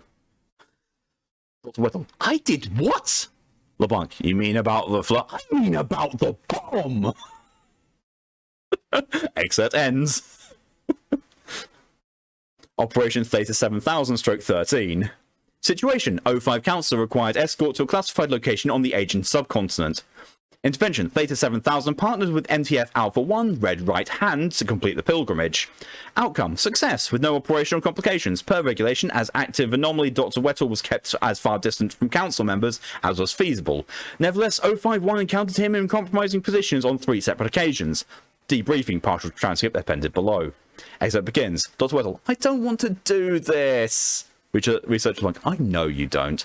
The universe has something to say, Bastian, about whether my pants are up or down. It has a lot to say, Bastian, about whether my pants are up or down.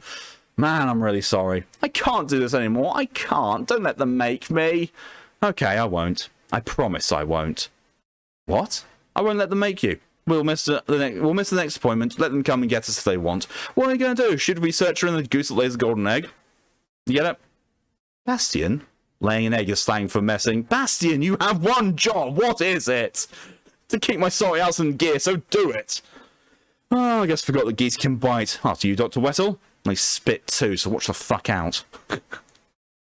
God, Wethel's amazingly hilarious. Oh no.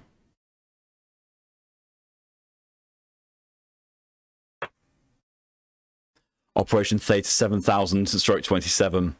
Situation: SCP-682 breached containment at Site 45 and approached the town of Augusta, Western Australia, during a folk music festival. You know, hate gator. Intervention: Theta 7000 attempted to recapture the anomaly whilst evading the scrutiny of approximately 1,000 people, including media representatives.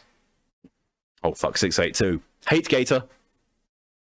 Outcome: Dr. Wettel was stationed between the operational zone and the festival. As containment efforts failed and 682 approached, he was forced to move into the crowd. The anomaly was finally disabled when within 100 meters of the event, an action nevertheless escaping civilian notice as their attention was fixed on Dr. Wettel's altercation with a rogue kangaroo. 682 returned to containment without incident, while video footage of Dr. Wettel being kicked into an industrial barbecue immediately saturated the internet.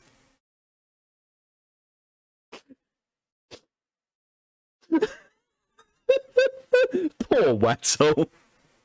What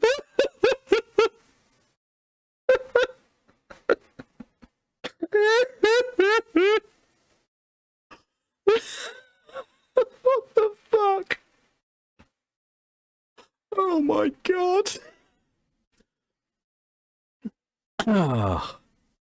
Dr. Wetzel meets Dr. Bright. Oh god. Don't mess with kangaroos. Debriefing, partial transcript appended below. Wettel: this isn't working. LeBlanc: no, but it is helping. Dr. Wettel spits. It does not escape his beard. He wipes his face with a lab coat his sleeve. Helping. I'm making an all-time arse out of myself to prolong my own worst nightmare. You're a hero. I don't want to be a hero. You're named after William Wallace, Braveheart, one of the most famous heroes of all time. Where would he have gotten without sticking his neck out for others? Not famous enough, apparently. He got his neck stretched. Well, he did get a movie. A Mel Gibson movie? You call that luck? I don't. Look, I'm sure they have a backup plan. This will only go on for a little while longer. Why? What? Why are you sure they have a backup plan? When I said this wasn't working, I meant it wasn't working for me. It's working just fine for them. William, they're going to roll me uphill and tell me to fall back down for the rest of my life, like Sisyphus. You know that's true. For one thing, the myth is actually great, perfect. Change the subject to what a hapless arsehole I am. I hadn't heard about that for all of 1 hour. Wow, it's like Harry's right here with me. I bet we soaked up enough bad luck for 10 people just now. Hooray! I didn't mean... You having fun writing these reports? I've read them. Really tight phrasing there, Bast. Dry comedy. Better get a real chuckle around the watercourse. Bet you wouldn't know anything about that, right? I never... You remember what I told you when you said you wanted to be my friend? Links to the lamest story ever never told.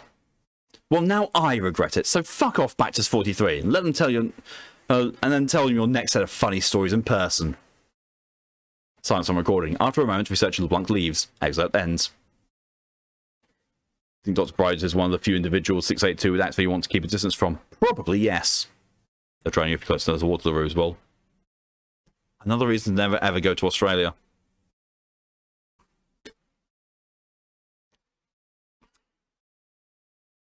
At this time, Dr. Wettel advanced the theory that the SCP-7000 phenomenon was seasonal and would soon dissipate. Analytics Department studies suggested that this was unlikely. Dr. Wettel further theorized that SCP Foundation containment efforts might be responsible, as per the discredited allegations leveled by various groups of interest during the SCP-6500 crisis. This too was rejected. Whatever the case, the actions of Theta 7000 did not appear to neutralize or recognize to be worse than the anomaly, merely offsetting its most problematic consequences for the time being. There's also a picture here of a persistent lunar discoloration during SCP-7000 of a blue moon. So basically everything that happens once in a blue moon is happening right now. Analytics Department report. Item: economics temporarily reflective of actual reality. Reactive action. None taken. Market will correct itself. Australia would make for a decent SCP if done right. Already is. It's SCP-5000. I think, is it? No, it's not 5,000. It's the one where it's, just basically, death.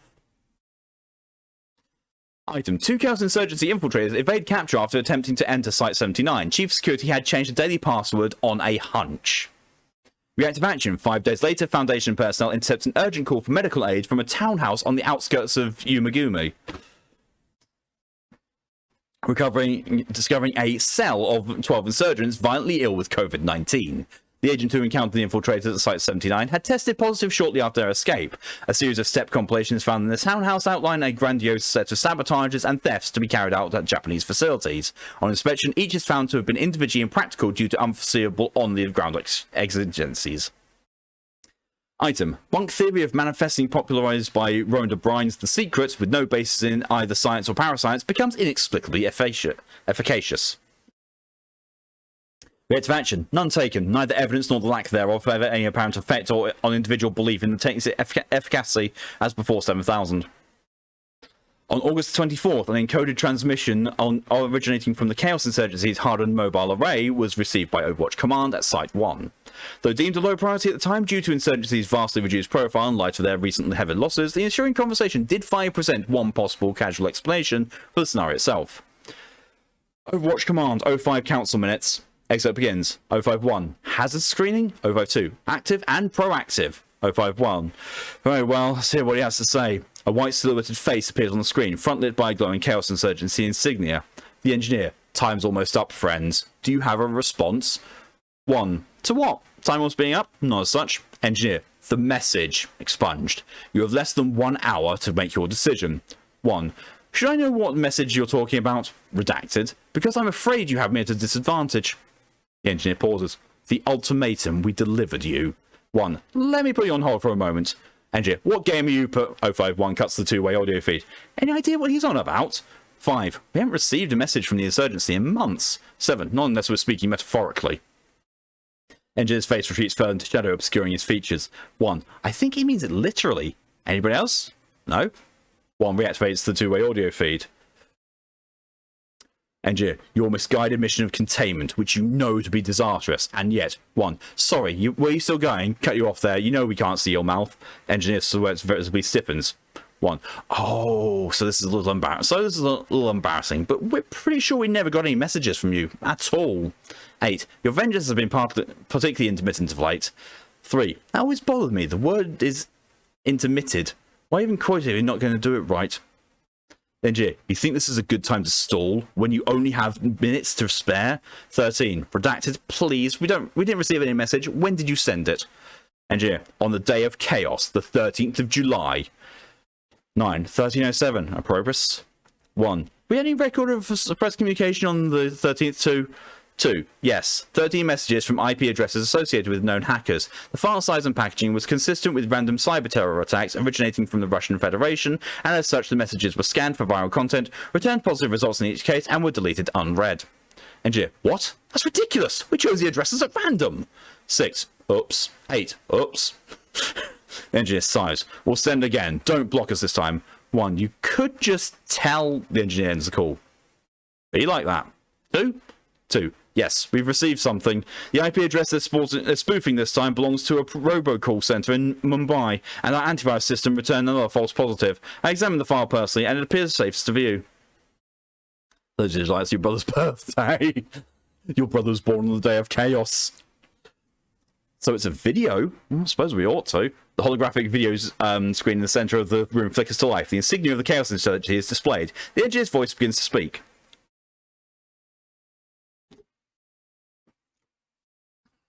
What if the breath that kindled those grim fires awakened should blow them into sevenfold rage and plunge us in the flames? 1. Skip. The video advances 10 seconds.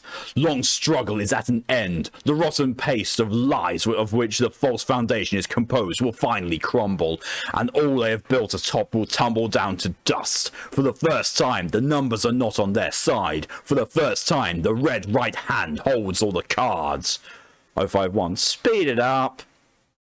The video plays at double speed for the remainder of the speech. An artifact image of large machine appears on the screen. The Kismet device now exercises total control over the course of fate athwart the globe. All mechanisms of chance and contingency will be irrevocably broken. The suffocating veil of the enemy will fall away, and the truth will be known. 1. Preamble's always so damn long.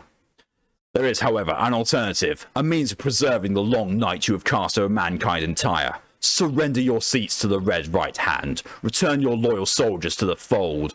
Become that which you were meant to be. Remember your great purpose, and admit the righteous victory of the Chaos Insurgency. The senior returns. You will respond by midnight on August the 24th in the year of our crusade 2022, or we will know the reason why, and you will know the meaning of misfortune. Hereafter, we of Delta Command and the engineer of the insurgency await your swift response. Capitulate or be swept aside. Video ends. 4. Bullshit. 2. The Kismet device looks suspiciously like the CMS moon detector of the Large Hadron Collider. Oh, sorry, the CMS muon detector of the Large Hadron Collider. 1. What's their operational status versus us since the LK started? 7. Estimates over 200 personnel died, catastrophic loss of equipment and facilities, complete disarray. 1. Field victories? 7. Not a 1. 8. They've escalated to open warfare and desperation, and our folks are their betters across the board. It's a foregone conclusion, to the extent that those still exist these days. 1. Well, I'm glad we didn't get this message on the 13th then. That was 12. Don't. 1. I was going to say fortuitous. 12. Still don't. 1. But yes, if they're in control of the situation, they've got a funny way of showing it. 10. Should we call them back? 1. Let's not. Sometimes things pop when you stretch feel really good if painful. It does. The Twitter link thing happened in the backlash so bad the tweeted scrapped the idea. Hey, good. At least they fucking listened. The engineer's explanation for the SCP-7000 was filed for further study. Despite the apparent passing of the deadline present in his ultimatum, however, the character of the LK scenario did not appear to change in the coming days. Someone's long as fucking it. Pokey's ones usually are. And, you know, the winners of the competition also usually are. This is why the Redeemers has been paused, because to accommodate for this. Analytics Department report. Item 7-year-old Stephanie Blange of Lyon, France becomes world champion in chess. Having begun playing for the first time on 7/7/22, she has never lost a game. Reactive action. Further investigation reveals that Blanche is the grandchild of Data Expunged, encouraged to pursue the game at this time due to Data Expunged's knowledge of the LK class event. Data Expunged was also responsible for moving the event up from its next planned occurrence in 2023, and his granddaughter's unorthodox inclusion in the roster. Due to Data Expunged's seniority, matter has not been pursued further. Item. Predictive meteorology becomes ineffective beyond the existing alterations to atmospheric noise. Reactive action. None taken. Changes have escaped public notice at this time. Item. Item. Site 41 occupied by Chaos Insurgency. Periodic and unpredictable amnestic effect plaguing all facilities and personnel relating to the Anti-Memetics Division strikes the insurgents full force during their occupation. Disorientated, they exit the site and are immediately detained by guards stationed at the perimeter. Reactive action. Foundation researchers repeatedly attempt to further weaponize this anomaly, but are immediately affected by the same condition in each case. Having been relieved from his post with Theta 7000 by Dr. Wettel, researcher LeBlanc began a personal investigation into the LK class scenario at this time. After consultation with Dr. Blanc, he revisited Dr. Wettel's elderly parents in their home at the Foundation-operated retirement village of Sunset Cove, Pensacola, in the American state of Florida on 24th of August 2022. Whether reports become unreadable, no action taken since hasn't as always, especially in England. Interview log. Office of Record, Researcher B. LeBlanc, Replication Studies, Site 43. Subjects Mindy and Simon Wettel. Civilians, retired. Excerpt begins. Researcher LeBlanc is sitting in the living room of a single-story post-war ranch house with the Wettels. Researcher LeBlanc. Did you ever get the impression your son was carrying some sort of burden? Mindy. Of course. You know William. Always thinking about others. LeBlanc laughs. The Wettels watch in silence. Simon. Something funny? No, sorry, I was remembering something. Yes, go on. Like I said, he never spared a thought for himself, spent all his time fussing over what could go wrong with other people, what he could do about it. What he had to do about it, he couldn't live with himself if something happened, and he'd passed up the chance to help. I think it started in his 20s. My brother died in 75, and no, Simon, it wasn't that. It started much, much earlier, when I was sick. Sick? Lung cancer. Didn't expect me to make it, but he was only 12 at the time. You're right, that's when it started. He stayed up at night praying. Never struck me as a particularly religious guy. I didn't think he was religious. No, I can't quite get at it. The destination is there, of course, but the bridge is out. I don't remember any praying. I have some medicine with me to help you remember if you're interested. You mean monastics? How did you... We've taken them before, back in... Oh god, it was ages ago. Excuse me. They were checking up on William after some accident at work, asking if it could have been his fault, if he was reliable. They wanted to know everything about him. I think those I think about those monastics a lot when I can remember it. There's irony for you. Imagine how good they can do in a place like this. One of our friends doesn't remember her own children. She remembers me because we go back farther than that. I tried to tell her about the monastics once, but I can't. The words won't come. Something to do with where you work, where William works. Yeah, I'm sorry about that, and I'm sorry I can't tell you more, but it's not my secret to reveal, and Dr. Weddle wouldn't want to put you in any danger. In fact, I think this is about all that, it's about all that needs to protect people you were talking about. He's trying to protect everyone. I don't think he even really knows what from. I can't ask him, but you can ask me. All right, for William, I'll do it. You have to promise me something first. If I can. You can. Promise me you'll tell him to think for himself from time to time. Well... Yeah, yes, I think I can manage that. It's only logs on the ones I recommended. It's a lot, but quick since they're just examples, y'all. That's fair. Following his return to Site 43, researcher LeBlanc attempted to make contact with Dr. Weddle. The latter disregarded the former's entreaties, and at any event, it was rarely present due to repeated deployments with Theta 7000. On the 26th of August, after his 68th operation with Theta 7000, Dr. Weddle abandoned his post. He was recovered almost immediately by MTF Pi 43, garbage in, garbage out, having failed to either disable the tracking devices installed on his personal telephone or turn the device off entirely. He had recorded the following video during his brief period AWOL. The camera view is zoomed in close to Dr. Weddle's face. He appears to be out of doors, in the dark, inadequate colour correction filters are enabled. So this is it. I'm putting my damn foot down. Dr. Weddle shifts, as though stamping his foot. His expression darkens. He looks down, then back up in obvious irritation and disgust. You're probably going to lobotomize me when you get this message. I get that. I don't blame you. Actually, let me Google lobotomies for a second. Dr. Weddle's hand obscures the camera as he previously scrolls the screen. No. But what does it do? Fuck shit app. He needs to scroll. Oh, come on. Can't fucking find anything that's... No, yeah, okay. Apathy. That sounds nice. So when you do that, I'll get it. Maybe I'll be a funnier clown when I don't even give a shit that's happening to me. But I can't keep tripping on my dick so the universe can laugh. This can't be the rest of my life. Dr. Weddle drops the device. It takes 2 attempts for him to pick it back up. I think he stepped in dog shit while he stamped his foot. Yes, same. It's not like I liked the way my life was going before. This is just more of the same. A lot more of the same. The replication study straight out of hell. You know, when I joined back up in 98, the director told me something like, our world is filled with hidden terrors. Strange. Okay, my memory's crap and I wasn't really listening, but it was something like stranger stuff that you can't possibly imagine. He wanted me to know what I was getting into. I told him it didn't matter, that the shit I'd seen already was already strange in a real bad way. I was looking forward to seeing the scary stuff. You know what happened? Dr. Weddle shakes his head. His glasses fall off. He retrieves them. I found out that scary stuff isn't always different from stupid stuff. I guess that makes sense. The scary stuff comes out of our fears, our everyday bullshit, and a little bit of everything in the world is already stupid. Why would the scary stuff be any different? I just didn't expect that all the weirdness I'd be seeing would be so fucking dumb. Everybody thinks it's funny what happens to me. It's not funny. I guess I thought it would end when I joined up. I thought I could replace my bullshit with yours, but it all ended up in the same pot. Now the pot's filling up and it's coming over the edge. I'm too old to learn how to mop. I don't know where the metaphor is going. I'm too old for a lot of things. I never get tired of reminding me. Dr. Weddle drops the device. He's able to retrieve it with only one attempt, though he's forced to bend over again to retrieve his glasses for a second time. Replication studies. The entire point is that once you know something's true, you can damn well stop repeating it. But this fucking shit show went on well past the point of scientific proof. I figured fate just wanted me to give up, you know? So I gave up. And it got fucking worse. So what am I supposed to do? Wave at everybody as they pass me by? Wait for them? I'm like I'm their goddamn mum, and then die the death of 1,000 stubbed toes for my trouble? Like fucking fuck. I didn't even get to be the anomaly. I'm not the main character in my own story. I put all my dues, all this time. What's my big break? How do I get to save the day? A goddamn treadmill of Buster Brown. Buster Brown? Is that the right? Doesn't matter. Point is, this isn't how I wanted to be remembered. But you don't get to decide that, do you? Everyone else does. And everyone else is an arsehole. I'm 54 years old. I've been a joke for I don't know how long. Most of that time, I'm done with it. I know it's selfish, but you're going to have to find some way to fix this shit that doesn't involve me. I'm going to do the only thing I can do. I'm going to end it all. Dr. Weddle taps the screen and the view shifts rapidly. He's presumably placed the device in his pocket after unsuccessfully attempting to cease filming.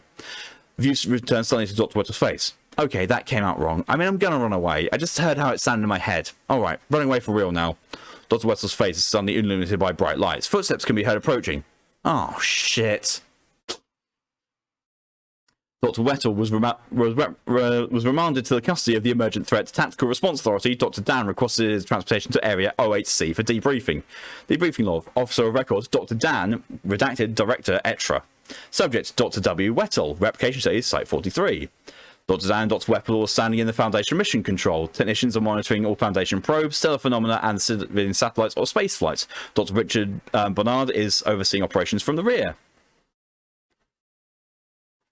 Once you know something's true, you can downward stop repeating it. That's a deep cut.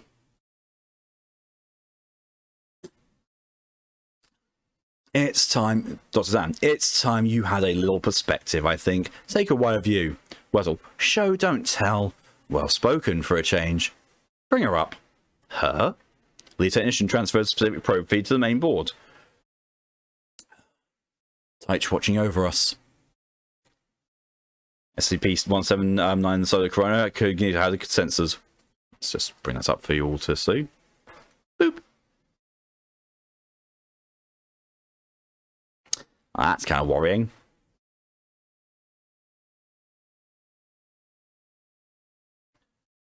What in the hell is that? The heavens, actually, although no doubt it's hot enough. Her name is Solsisor.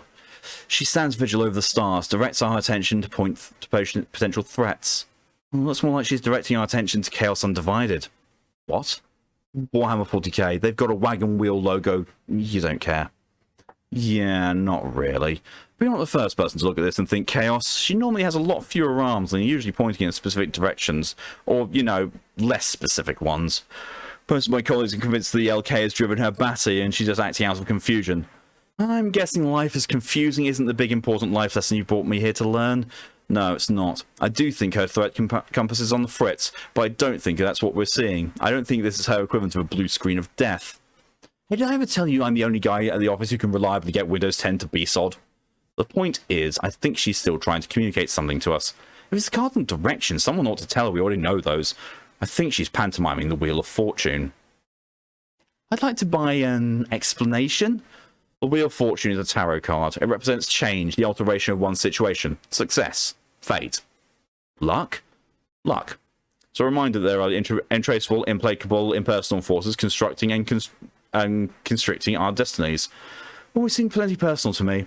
Good. That's a start. You're talking offense, which is the first step towards treating this as a conversation with the universe. So why not raise the tenor? Make it a positive conversation. I'm stuck in a loop of bullshit, Dan. If fortune is a wheel, I'm strapped to it and it's spinning, and everybody is chucking knives at me. You think you're being punished by your own sudden usefulness? Yes, I do. I liked being useless. Useless people get left alone. You don't know what it's like. I was in detention for 10 years. I know what it's like to be left alone. I'd give anything to be a pariah. I'm a laughingstock instead. You can't know what that's like. You wouldn't say that if you knew what was behind the black boxes. What? In my name? Oh, what's with that anyway? Gimmick. I was at Site 19 in the late 2000s. We all had them. Kondraki had his camera and his hat. Gerald drove the way you do everything else. Clef had a shotgun. Clef had a shotgun. If they told me I could have a shotgun, I wouldn't have just black boxed my name. I bet something really dumb. What would it take for me to weasel it out of you? Outsmart me. Now drop the tangent. We were discussing your chronic inability to accept the attention of others. I've had enough attention for a lifetime. Just once, I'd like to step on a rake without anybody around to point and giggle. I'd just as soon nobody even looked in my direction again. Blanc and LeBlanc were to get fawned over. That's their business. Those are two different people. Might as well be, from my perspective. Everyone else is charmed and I'm cursed. Still can't believe it. What? I swear to God, 2 months ago I actually said out loud, it can't get any worse. Well, I don't mind telling you, this is the new status quo. We don't see any way out of it. You're going to be working with Theta 7000 for the foreseeable future, at least until we give up and drop the veil. Give it to me and I'll drop it in seconds. Conversation with the universe, remember? Think bigger. The messenger of the cosmos is trying to send you, specifically you, a message, and that message is to seize the moment. You think she's doing hot yoga for me? That's dumb. Who else would it be for? The only one of this event is singled out. Just you. Nobody else on Earth has that distinction. Technician. Flare activity. Gain chromatic aberration. We're about to lose the thief and discover two. Back off. Can't afford to lose another one. Wave goodbye, Dr. Wetzel. She can't fucking see me. Still, it's only polite. Dr. Wetzel sighs and waves at the main board as the connection deteriorates. Before the transmission cuts off entirely, SCP-179 appears to return the gesture with all 8 arms. And it is, so... What the fuck? You trained her to do that. She's a lookout, not a watchdog. You still think you're nothing special? Even anecdotal space evidence is still just anecdotal. God, you really don't see it, do you? This is your debut on the world stage. You're making a positive change, not just for you, but for everybody. For all we know, it's what you're always meant to do, your destiny. To fall on my face at the end of the world. Literally, yes. Metaphorically, you're rising to the occasion. You're the most important person in creation right now. Everyone knows your name. Great, everyone knows I peed myself to prevent an asteroid strike. Oh, but that makes me the toast of the town. You'd be surprised. People love an underdog. Sympathy leads to empathy, and empathy, wow, that can lead to all sorts of complicated relationships. Haven't you been stuck in your simple rut long enough? Yeah, well, the ladies love a man who gets kicked in the groin by a horse so another man can pull off a sweet slam dunk with a hand grenade. Exactly. They love sensitive men. Do you think I ought to try enjoying this? What's the worst that can happen? I'm allowed to say that now, since the entire human race has lost their tempting fate privileges. Everyone except you. You think I should embrace this insane nonsense? You really think that? Think of it this way. Have you ever not been miserable? No. Have you ever tried? Maybe she's doing a clock face. Clock has 12 hours markers. She's only got 8 arms right now. Oh, shit! She's a sundial! Get it? Sundials are just clocks, buddy. Oh my god, Wetzel. Dr. Wetzel agreed to return to duty with Theta 7000. Captain Adams reported he appeared calm and resigned to his station. Dr. Stan indicated to the O5 Council that his plan for neutralizing SCP-7000 was now in motion. The LK class event nevertheless continued apace for the following 2 days.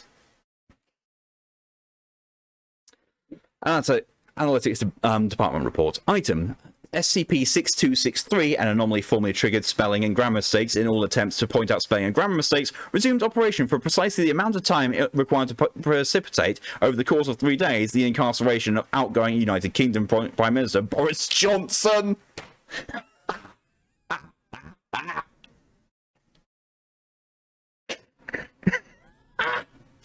Reactive action. None taken. I love this. Oh, God. Oh. Item. 3 rogue sharks discovered in Martha's Vineyard. Reactive action. Capture and release by SCPs vehicles disguised as American Coast Guard, and implementation of a cover story involving filming the fictitious Jaws 5 return to Amity Island. What the fuck? Item. Tactical nuclear detonation detected over the unoccupied Auckland Islands in New Zealand. As no conventional launch was detected, Foundation personnel respond to the scene. They discover the remains of the Chaos Insurgency's hardened mobile array burning in Carnley Harbour. Documents recovered from the site attest to apparently lost step compilation culminating with a nuclear strike on Site 01. Though the state of the wreckage and unfamiliarity with the platform make precise determinations impossible, Foundation engineers report the likeliest explanation for the apparent accident is a catastrophic launch bay door failure. Further forensic investigations reveal the presence of anomalous components suffused with chronons, antichronons, and tachyons, suggesting the engine itself may have been present on the array at the time of detonation. Reactive action. In light of its recent loss of material and manpower, the Chaos Insurgency's activity class is reassessed from level 5 VARMT to level 2 KULDE. Falling below the Serpent's Hand, each sector the Church of the Broken God, and Are We Cool Yet, among others, for the first time since their respective group of internet interest classifications. Frustrated with being stonewalled by Dr. Wetzel, Researcher LeBlanc confronted him in his quarters on the night of the 28th of August. Excerpt begins. Researcher LeBlanc enters the dorm room. Dr. Wetzel is lying on the couch in his underwear. I locked that damn door. Yeah, I figured you wanted to be alone, so I just hit a bunch of random numbers, and guess what? Oh, fuck. Yeah, that would work. So I've been talking to your parents. What? Why? Dr. Weddle sits on the couch, banging both knees on his coffee towel as he does so. The table collapses. Because you're stuck in a holding pattern, William, and I wouldn't be a very good friend if I left you there. I'm a gold medalist at the shitty Friend Olympics. You don't owe me anything. But why my parents specifically? Well, while I was with 37,000, I got to see a lot of the SCP file. This is my whole life. Has been since I don't know when. If you didn't know, I figured. Sorry you wasted a trip to fucking Florida of all places. That's what they call a double waste. Wasn't a waste. Put some clothes on. Why? Because there's places in this site where the camera don't see, but there's public corridors between here and there, and nobody wants to see that. Researchers Blank gestures Dr. Weddle. No offense.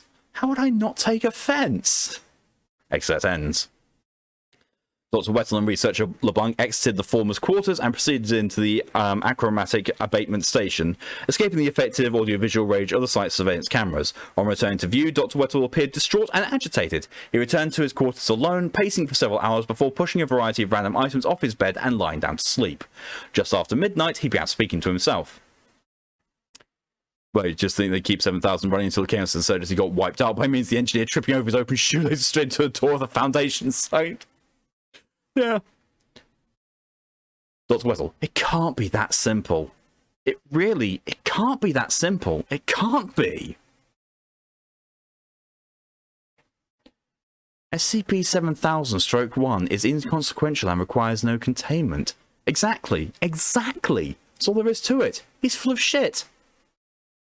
He's right, isn't he? Well, what do you want me to say? I've learned my lesson. I'm overflowing with the milk of fucking human kindness. Here, fuck you. Fuck you forever. Says a couple of inaudible things. You fucking hear me? A light fixture detaches from the ceiling and falls, shattering in a hail of sparks as it hits the bed frame. Yeah, you hear me. The bed sheets catch fire. Dr. Weddle reported for duty once more the following morning. Captain Adams reported that he seemed refreshed, but also rueful, and also more than a little bit smug. I don't know why. Updates will be appended as the situation develops further. O5 Council credentials confirmed. The following pending updates to the SCP-7000 file are classified overseer eyes only. As Dr. Dan had predicted, following his debriefing of Dr. Weddle at Area 08C, the SCP-7000 phenomenon gradually decreased in severity. Thorough analytics Department canvassing returned the following new probabilistic events on 29th of August. None identified, no action required. Probabilistic anomalies resumed their prior functionality at stage intervals over the course of the day. The narrative returned to NX-918, SCP-4040 regained its former depth, and SCP-179 demanifested 5 arms before resuming her usual routine of threat identification. The SCP Foundation has suffered 38 casualties over the course of the LK-class scenario. Of those killed as a result of the scenario itself, rather than direct enemy action, 36 have been posthumously identified as double agents for the Chaos Insurgency.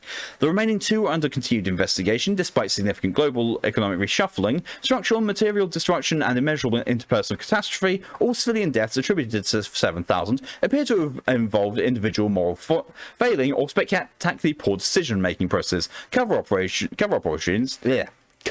operations including smear campaigns against the present generation of mathematicians, fraudulent science discourse to account for unusual mutations, atmospheric effects, the creation of the non-existential Sagittarius meteor shower, fabrication explanation for the total collapse of all future markets, and the contamination of inexplicably resurrected deceased professional basketball player Lou Gehrig with his sudden appearance at the Yankee Stadium explained away as an impersonation in bad taste. Will require extensive ongoing maintenance for the foreseeable future. Nevertheless, with the immediate crisis apparently over, Theta 7000 was placed on indefinite hiatus and all members returned to their former stations. The Emergent Threat Tactical Response Authority internally declared 7000 tentatively neutralized. Excuse me. And stood down from priority alert after the autopsy of SCP-3856-1, researcher Samuel Lloyd revealed deviant human levels, indicating that he was not, in fact, the multiversal iteration belonging to baseline reality, which was therefore unlikely to collapse. Incorrect iteration and was subsequently located alive and in good health in a Chaos Insurgency safe house after a rash of surrenders and defections during said organization's general disarray in the wake of SCP-7000. Official pronouncement of the end of Operation Black Swan is scheduled for the 30th of August. Dr. Dan encountered Dr. Wettle at the Foundation-run food and drinks establishment at Sam's Canadian Pub in Grand Bend, Ontario, near Site 43 on the evening of 29th of August. Excerpt begins. Dr. Wettle is sitting at the table at the bar, drinking from a bottle of beer. Most patrons are watching the television, where news reporters detail the sudden dispersal of 7 large storm systems around the globe. Dr. Dan, there's our willy-nilly. Drowning your sorrows? My sorrows can swim. I bet they could drown me.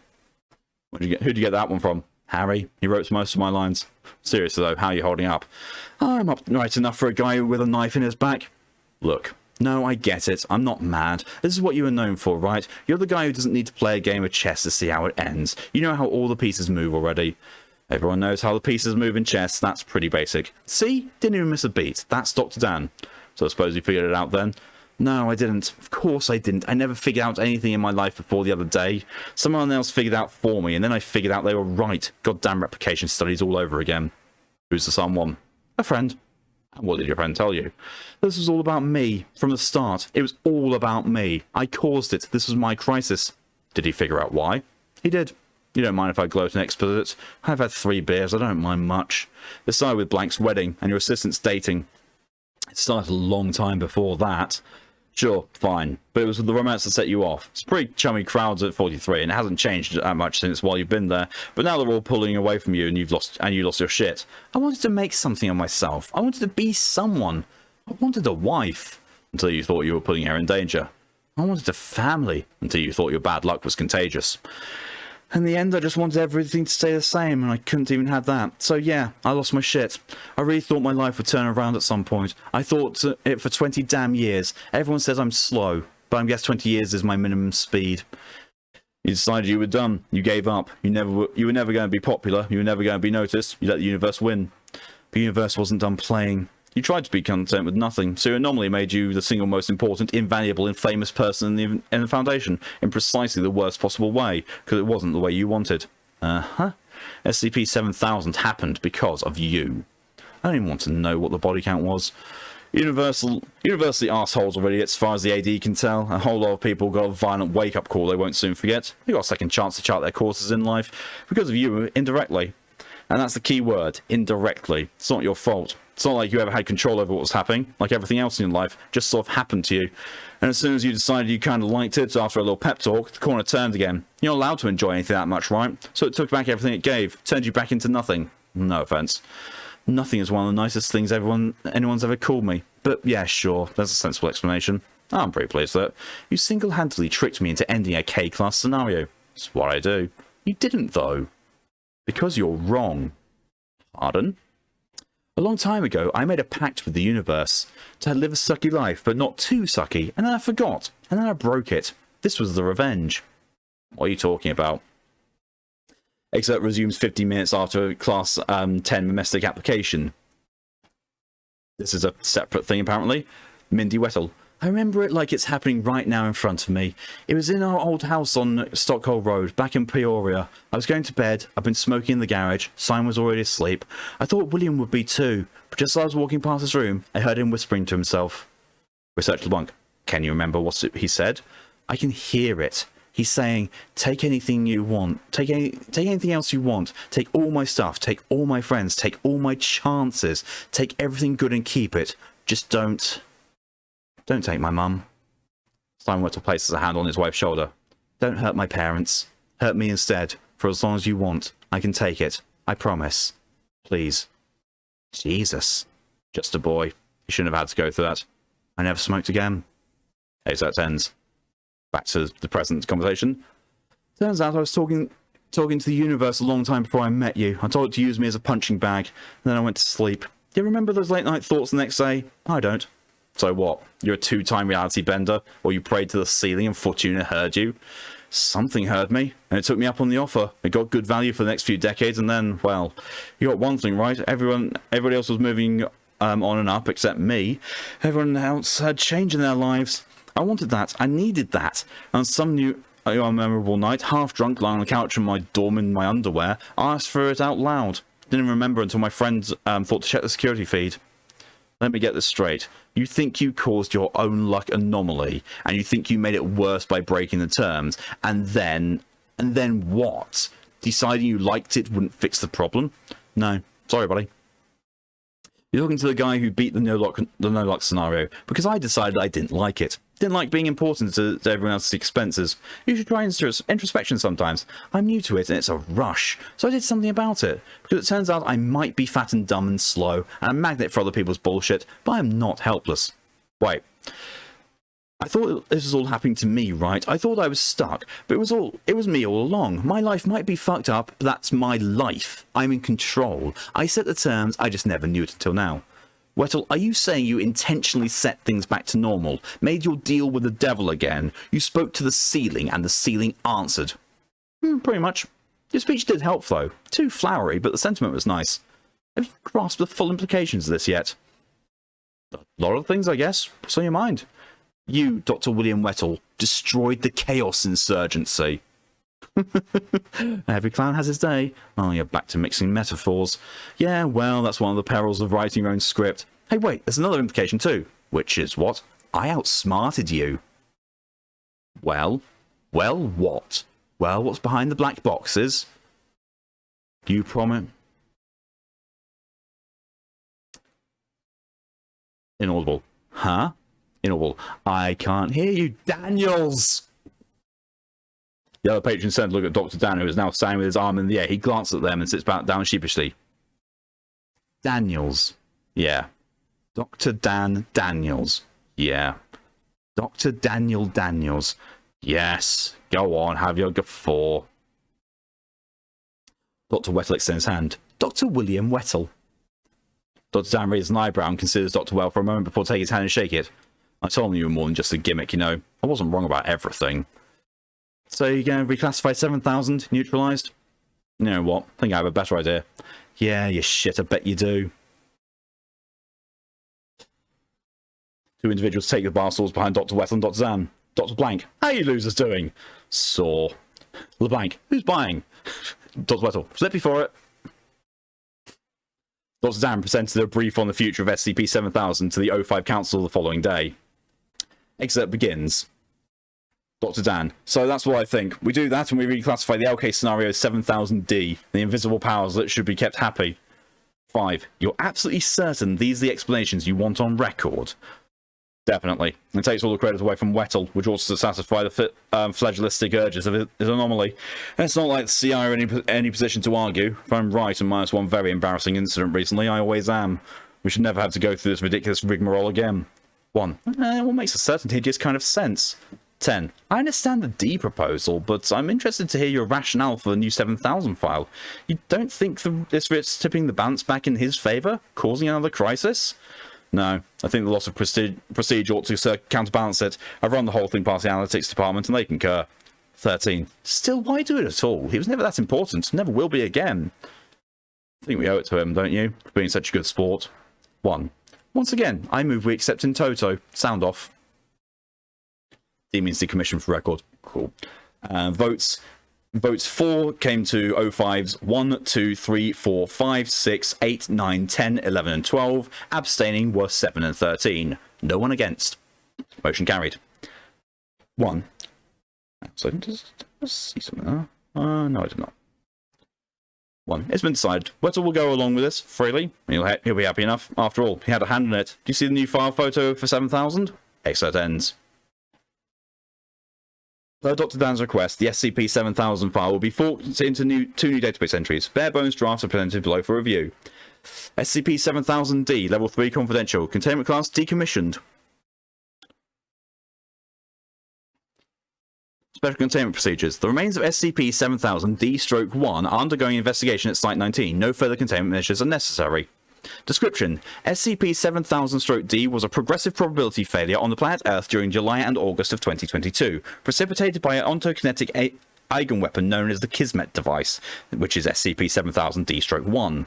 The device was destroyed by the SCP Foundation via tactical nuclear deployment, see Operation Nelson's Revenge for further details. As the events of the probability failure had subsequently receded, it is presumed that the device's ongoing intervention in baseline reality was required to sustain it. Contact the Analytic Department for full accounting of known and suspected SCP-7000-D effects and occurrences.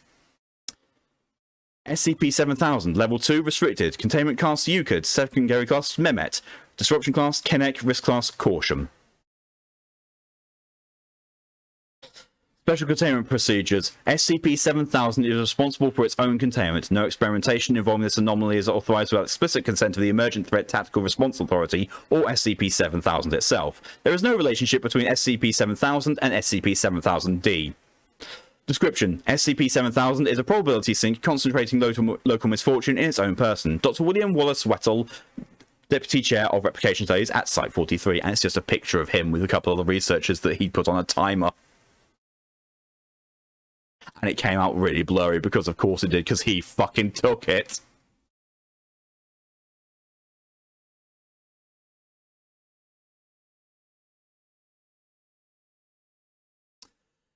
Of course he took that photo himself. Jesus Christ. Okay, that was a really long one. As expected from Pokey. Didn't think it was going to be quite that long, but we are done with that. We are going to be moving on to SCP-2273. Let's change that. And after that, it will be 2598. Okay, so let's just do that. It was worth the read. It was very good. It was hilarious at the same time, but also very, very good. Okay. SCP... Okay. You know this one. You know far more SCPs than I do. I need to... Sorry. I've only done 2? Literally, that was the second SCP and we're almost to the end of the stream already. What the fuck? Item number. SCP-2273. Object class, Euclid. Special containment procedures. SCP-2273 is to be contained in an M-shack, which is a footnote of medium standard humanoid anomaly containment cell, with furniture that can accommodate 2273's weight and size. Additionally, the containment cell and adjacent observation interview room must act as a Faraday cage. Standard quality of life considerations apply. 2273 requires approximately 8,000 calories per day in order to remain healthy. Standard human rations in quantities large enough to facilitate this are acceptable. The Site-17 humanoid anomaly psychologist is to interview 2273 weekly to ensure continued mental health of the subject while obtaining knowledge of 2273's original timeline. 2273 is an ECT, which is Ethics Committee type, a system of classification for sapient anomalies based on threat to Foundation personnel, other sapient anomalies, and the general public. ECT B sapient anomaly and is granted limited access to literature and musical media that may be revoked at any time.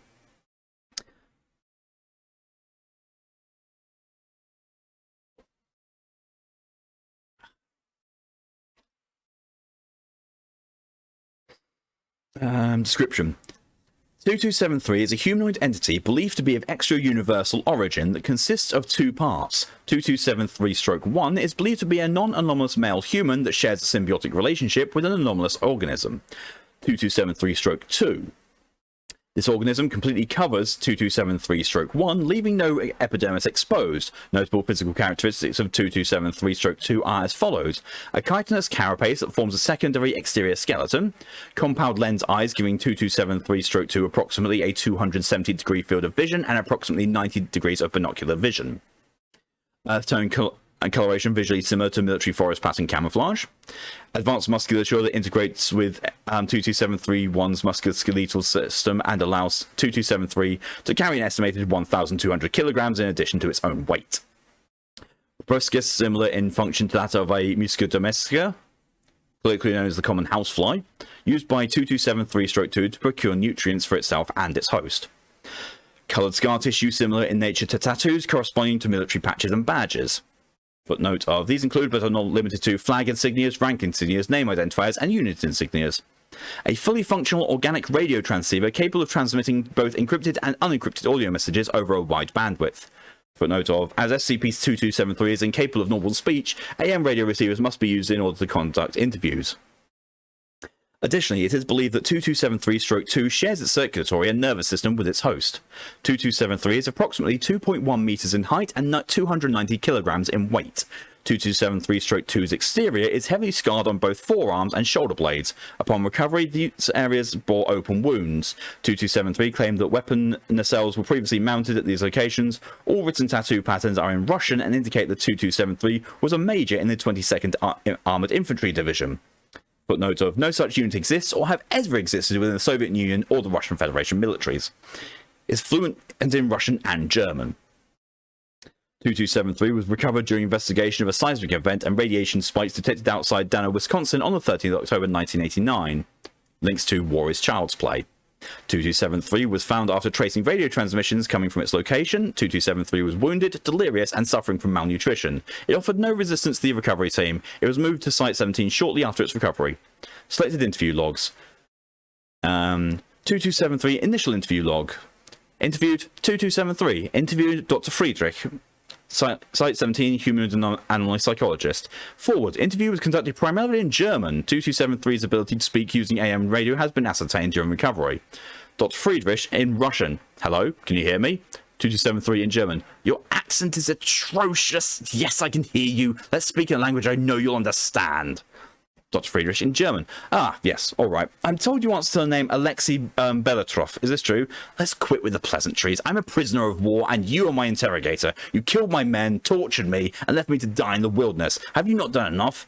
I'm sorry. You heard me. Don't act like you don't know what was done to me before I was brought here. My men died because I surrendered. I see now that it was a mistake. They should have died like warriors, fighting for the motherland, not gunned down like animals. I thought I could end the war for them, give them much deserved peace. Instead, they are dead.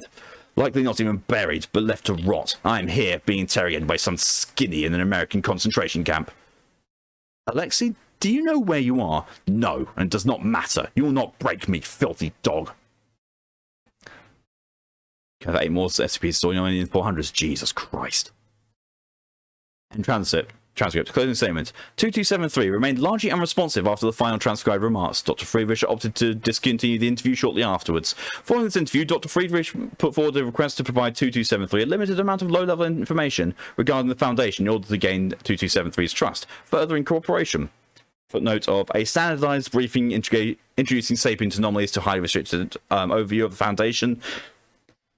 And its mission has since become standard operating procedure, in part due to this incident and others. Humanoid containment specialists and local ethic committee representatives can be contacted for further details. Interview 002. Interview 2273, interviewing Dr. Friedrich. Forward. Interview was conducted in German. 6 hours prior to interview, 2273 had been issued an outdated copy of the Level 1 Researcher General Debrief in an attempt to make it understand the nature of its containment. Alexei, you ready to talk? I understand now. You are not dogs. You are crows. I'm sorry. In Russian. Crows.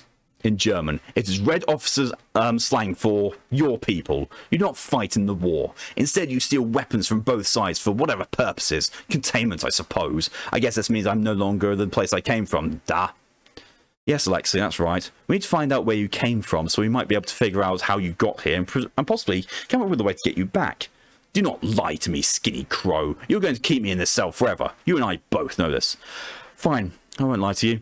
Yes, you'll probably spend the rest of your life in this facility, but it doesn't have to be entirely miserable. If you help us, we'll see what we can do to help you. Please, just let me be for a while. All right, Alexei, take your time. We'll talk whenever you're ready, okay? End transcript.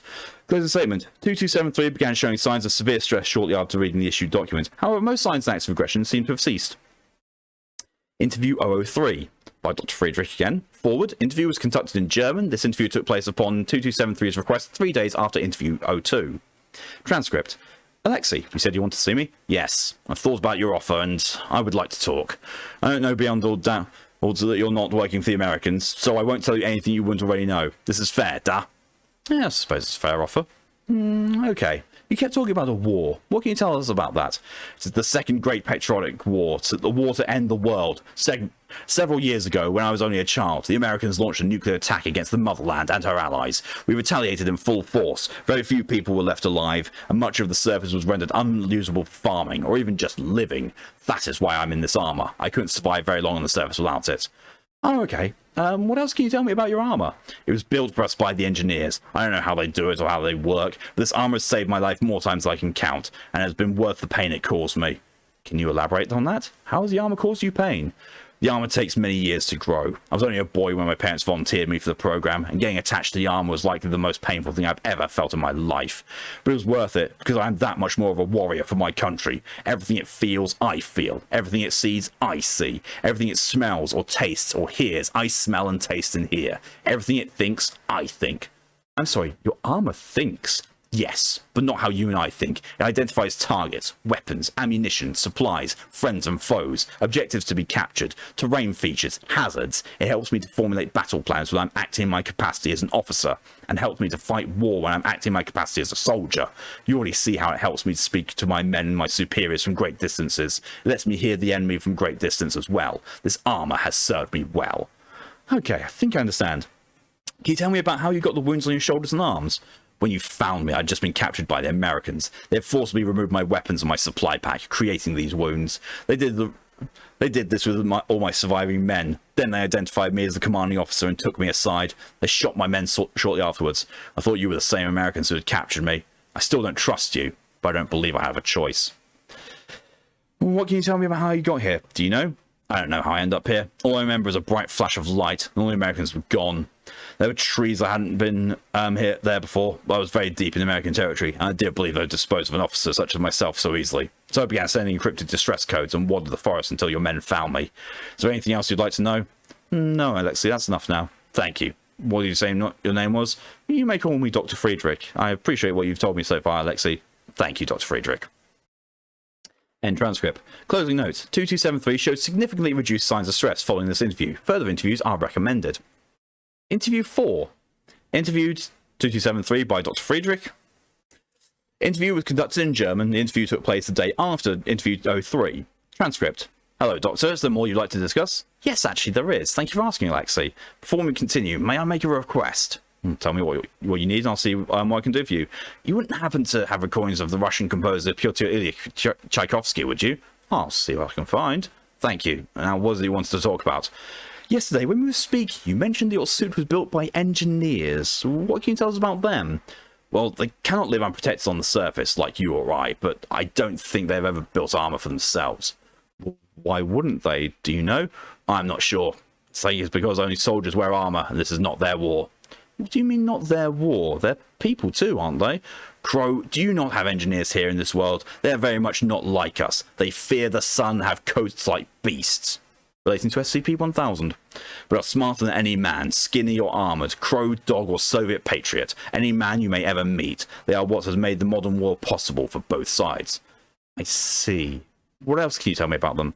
They weren't truly known to man until the years of the Great War and the Revolution. The French found them in buried cities where the Western Allies were digging their trenches. Eventually, they were made to build weapons for the war by both sides. This war led to the Revolution and to the end of Germany. I can see by the look in your eyes that you know something of what I'm talking about. This is good. Perhaps your world and my answer are different then, da? It would seem not. End transcript. Closing statement. 2273's request for musical media has been submitted. Approval is pending.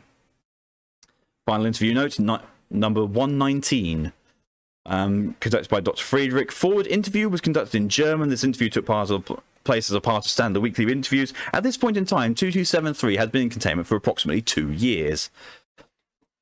Hello, Alexei. How are you feeling this afternoon? Well enough, Doctor. The last books you've given me have been interesting. This traveller through time from the Englishman's novel. He reminds me of myself. How so? He's seen many things he did not think he would ever see. His travels have taken him to dark places he wishes he had not been. He saw the world die, and he has gone somewhere he cannot return from, leaving friends behind. This is true for me also. I see. Do you want me to let you keep that one for your collection then? Yes, Doctor, thank you. Okay, I'll see what I can do. Is there anything else you'd like to talk about? Yes, Dr. Friedrich, there is. I've been having trouble sleeping at night. I know you don't have technicians here, but I'm afraid my armor might be malfunctioning. If you could somehow remedy that, it would be appreciated. Malfunctioning? How? Well, it keeps dragging up old memories as I'm trying to sleep. That's one of its functions. It lets me remember details I'd otherwise forget, in order to keep me safe while on the front. But now, it's showing me scenes from the war, things I don't need anymore. Actually, forget it, Doctor. This is a problem for a technician. You don't have any here. I'll learn to cope. Alexei, I don't think that's the armor. Are you sure you don't want to talk about this? How long has this been going on? I said don't worry about it, Dr. Friedrich. It'll be fine. Alexei, I am a doctor. I'm trained to make sure people in your predicament stay healthy. If something's bothering you, you need to tell me. Now, what sort of things are you remembering before you go to sleep? After approximately 30 seconds of hesitation. I told you where I was before our men found me, da. I see my men's faces, staring up at me from the dirt, Doctor. Ask me why I didn't keep them safe. Well, I was allowed to live while they had to die. I trained alongside these men for years before they put us back on the surface. Since we were all young children, we were brothers. I gave orders to surrender and got them killed. I should have died with them. I'm no better than the American dogs who shot them. I don't want to feel this way anymore. Please make this stop. At this point, SCP-2273 rose from its seat and approached the interview window. As it did so, white radio noise began being recorded by all radio receiver equipment within 2273's containment unit and interview room. The static continued for the remainder of the interview. I was only trying to keep them safe, Doctor. Why couldn't I have died from them? With them? What? Oh god, that's a very long additional file.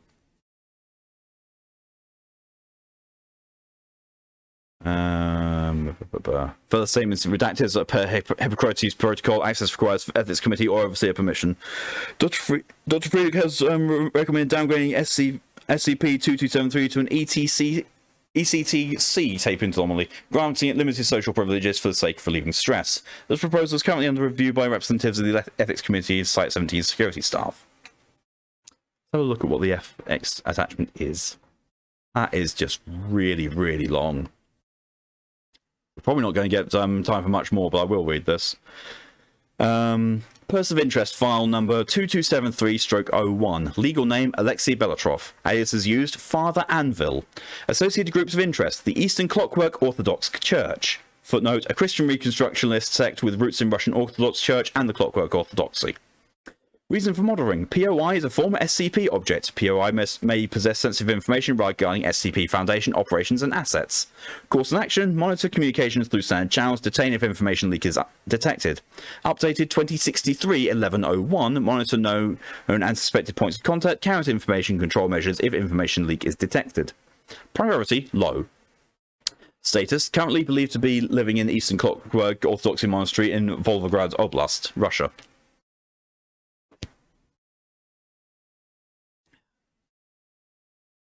Updated 2063-1101. POI is deceased, interred in the graveyard of the Volgograd Eastern Clockwork Orthodoxy Monastery. Background information. POI was contained as SCP-2273 by Foundation from 1989 until 2018. Upon hypothetical littered veil scenario 2217 having been realized, 2273 was released alongside all applicable Type C sapiens anomalies, with provisional POI status. POI was given passage to Volgograd, Russian Federation, through the Mana Charitable Foundation Anomaly Reintegration Project. POI sought employment within the Russian Federation government, but was denied due to anomalous status. POI participated in televised radio and online interviews, but was unable to find permanent employment. In April of 2020, POI 2273/01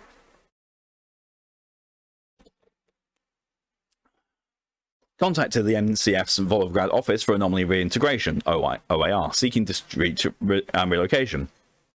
MCF internal documents indicate that several displaced anomalous entries have been taken in by various religious entities, including the Eastern Clockwork Orthodox Church. 3 weeks following his contact to the MCF Foundation, assets became unable to track POI 2273/01.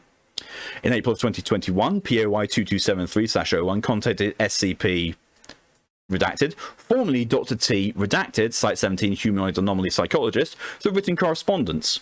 Footnote: following lifted veil scenario 2217, all Type B and Type F sapiens anomalies were allowed to resume citizenship of their respective states and allowed certain privileges, such as controlled correspondence, despite the need for continued containment. At the time of writing, Type A sapiens anomalies were in isolation per Ethics Committee ruling number 926433, dated November 2029. POI did not disclose its location, and the listed address was a known MCF mail handling center. Correspondence was handwritten. SCP redacted reciprocated POI 2273/01's correspondence, quickly resulting in the regular exchange of correspondence between the two anomalies. Following the SCP's expiration from lymphoma-related complications on 11th of February 2034, all undelivered correspondence addressed to it was returned to senders, including POI 2273/01's. On the 22nd of February 2034, a phone call from the NCF Volgograd OAR was received by the Site 17 Office for Public Affairs. The caller identified themselves as a former SCP object, but did not disclose further information, instead repeatedly inquiring into the state of the SCP. and when informed that the SCP was deceased, requested contact information for next of kin. As such information is considered sensitive, the request was denied. It is believed at this time that the person responsible for this interaction was POI 2273/01. No further information regarding the POI location or status was obtained until the MCF Office for Public Affairs released a public statement declaring that POI had expired of natural causes 1 decade prior. Footnote there. MCF standard operating procedures dictate that individuals discreetly relocated by Anomaly Reintegration Program will only have personal information made available to the public at their discretion or 10 years following departure in order to preserve such persons' privacy. This public statement also published several previously unavailable documents regarding POI 2273/01. You nodded off. It happens. Several selected transcribed pieces of correspondence and other related documents are attached to this document. Personality profile of POI 2273/01 as indicated by these and similar unattached documents indicate that POI 2273/01 was a minimal information security risk to the Foundation. Attached documents. Selected pieces of correspondence addressed to SCP redacted. Correspondence addressed to the SCP redacted dated 31st of March 2021. Dear Dr. Blank. I'm sorry that it's taken me so long to contact you. I've been busy. As far as I can tell, you're still facing your own issues. I wish that weren't the case. Excuse me. If you're allowed to speak about it, I'd like to know whether your case handlers are any close to resolving the issue. If it's sensitive information, I understand. Doctor, I never had the opportunity to thank you for everything you did for me. You didn't take credit for it, but I know you had a hand in my downgrade to Type C status. You're at least partially responsible for introducing me to Victoria. I can never repay you for it. The nightmares still haven't stopped. Because of the techniques you taught me, I can handle it. There's no way I can ever repay you for that. Last 3 years have been hard. I'm not meant for this world, Doctor. This is a world of flashing lights and happy people and air. And food and capitalism and things I never imagined. Your world is stranger than the books and music and films I was allotted ever allow me to conceive of. People in Russia walking on the surface, making phone calls to friends in the United States, while military personnel from both countries cooperate to secure peace in places like Libya and Syria. It's beautiful, Doctor. It's not meant for me. I think of the people I knew in containment often. Is it strange that I miss being in a cell? I miss Penny and his damnable card tricks. I miss playing table tennis against the... what does security call it? The space crab? It's fun to play it against it anyway. I miss Victoria. I never told you this, Doctor, but the reason I was so quick to try to be friends with her is because I wanted to make up for what I did in the Toronto bunkers and elsewhere. I still feel responsible for what happened to her. She was the only one who didn't show disgust the first time she met me, and she was my best friend in this world. Is it strange that an old man's best friend was a small disabled girl? On the outside, things are strange. I was able to eke out a living through public appearances for a while, but one can only do so many interviews, repeating the same information before it becomes exhausting and before there is a loss of public interest. People on the street recognize me and either avoid me like the monster I am or treat me like a celebrity or a hero that I am not. It's aggravating to know that eyes are always watching you the way they are out there. This may sound cold-hearted, but I almost miss seeing Russia as a burned and radioactive wasteland. I had to escape from the spotlight, and I hope you understand that. Doctor, I can never give you back what you gave to me, and I hope this letter finds you in good health and strong spirits. Please, if your handlers will allow it, write back to me. I want to know how everyone still at Site 17 is doing. I understand there must be some omissions, but unless I'm mistaken, they'll allow you to see this letter, so please get back in touch. I do not want us to become strangers. Your patient and your friend, Alexei Belatrov. Have I done so? No, it's still on the third one now. My voice is so soothing. Hearing him read us these stories puts me right to sleep. I am the bedtime story reader. And the thing is, because it's on a wiki and because it's all public domain, no copyright worries, which would be the case if I was to go with actual bedtime stories. Notes. Letter was translated from German. This was the first piece of correspondence delivered to the SCP sent from POI 2273/01. It is believed that the entities listed by POI 2273/01 are in order SCP-191-N, SCP-507, and SCP-163-EX. At time of reception, there was no reason to believe that POI 2273/01 had any information regarding any of these anomalies that had not already been declassified following lifted veil scenario 2217. Low priority monitoring remained in effect at this time. Correspondence addressed to SCP redacted dated 4th of December 2022. Dear Doctor, It's strange, Doctor. For the first 30 years of my life, I was told that atheism was absolute truth, that religion is propaganda used by capitalists and monarchs to keep the many in chains. In containment, I simply learned to live day to day, hoping I may be allowed something to pass the time. But here, the people who are helping me, they dedicate themselves to their God, and their lives are without worry or pain. They treat me as one of their own, ask nothing of me. Hello, Capius. They are more understanding of my condition than anyone employed by your foundation or anyone who has tried to help me on the outside. These people are not in chains, Doctor. They may be the only free people I have ever known.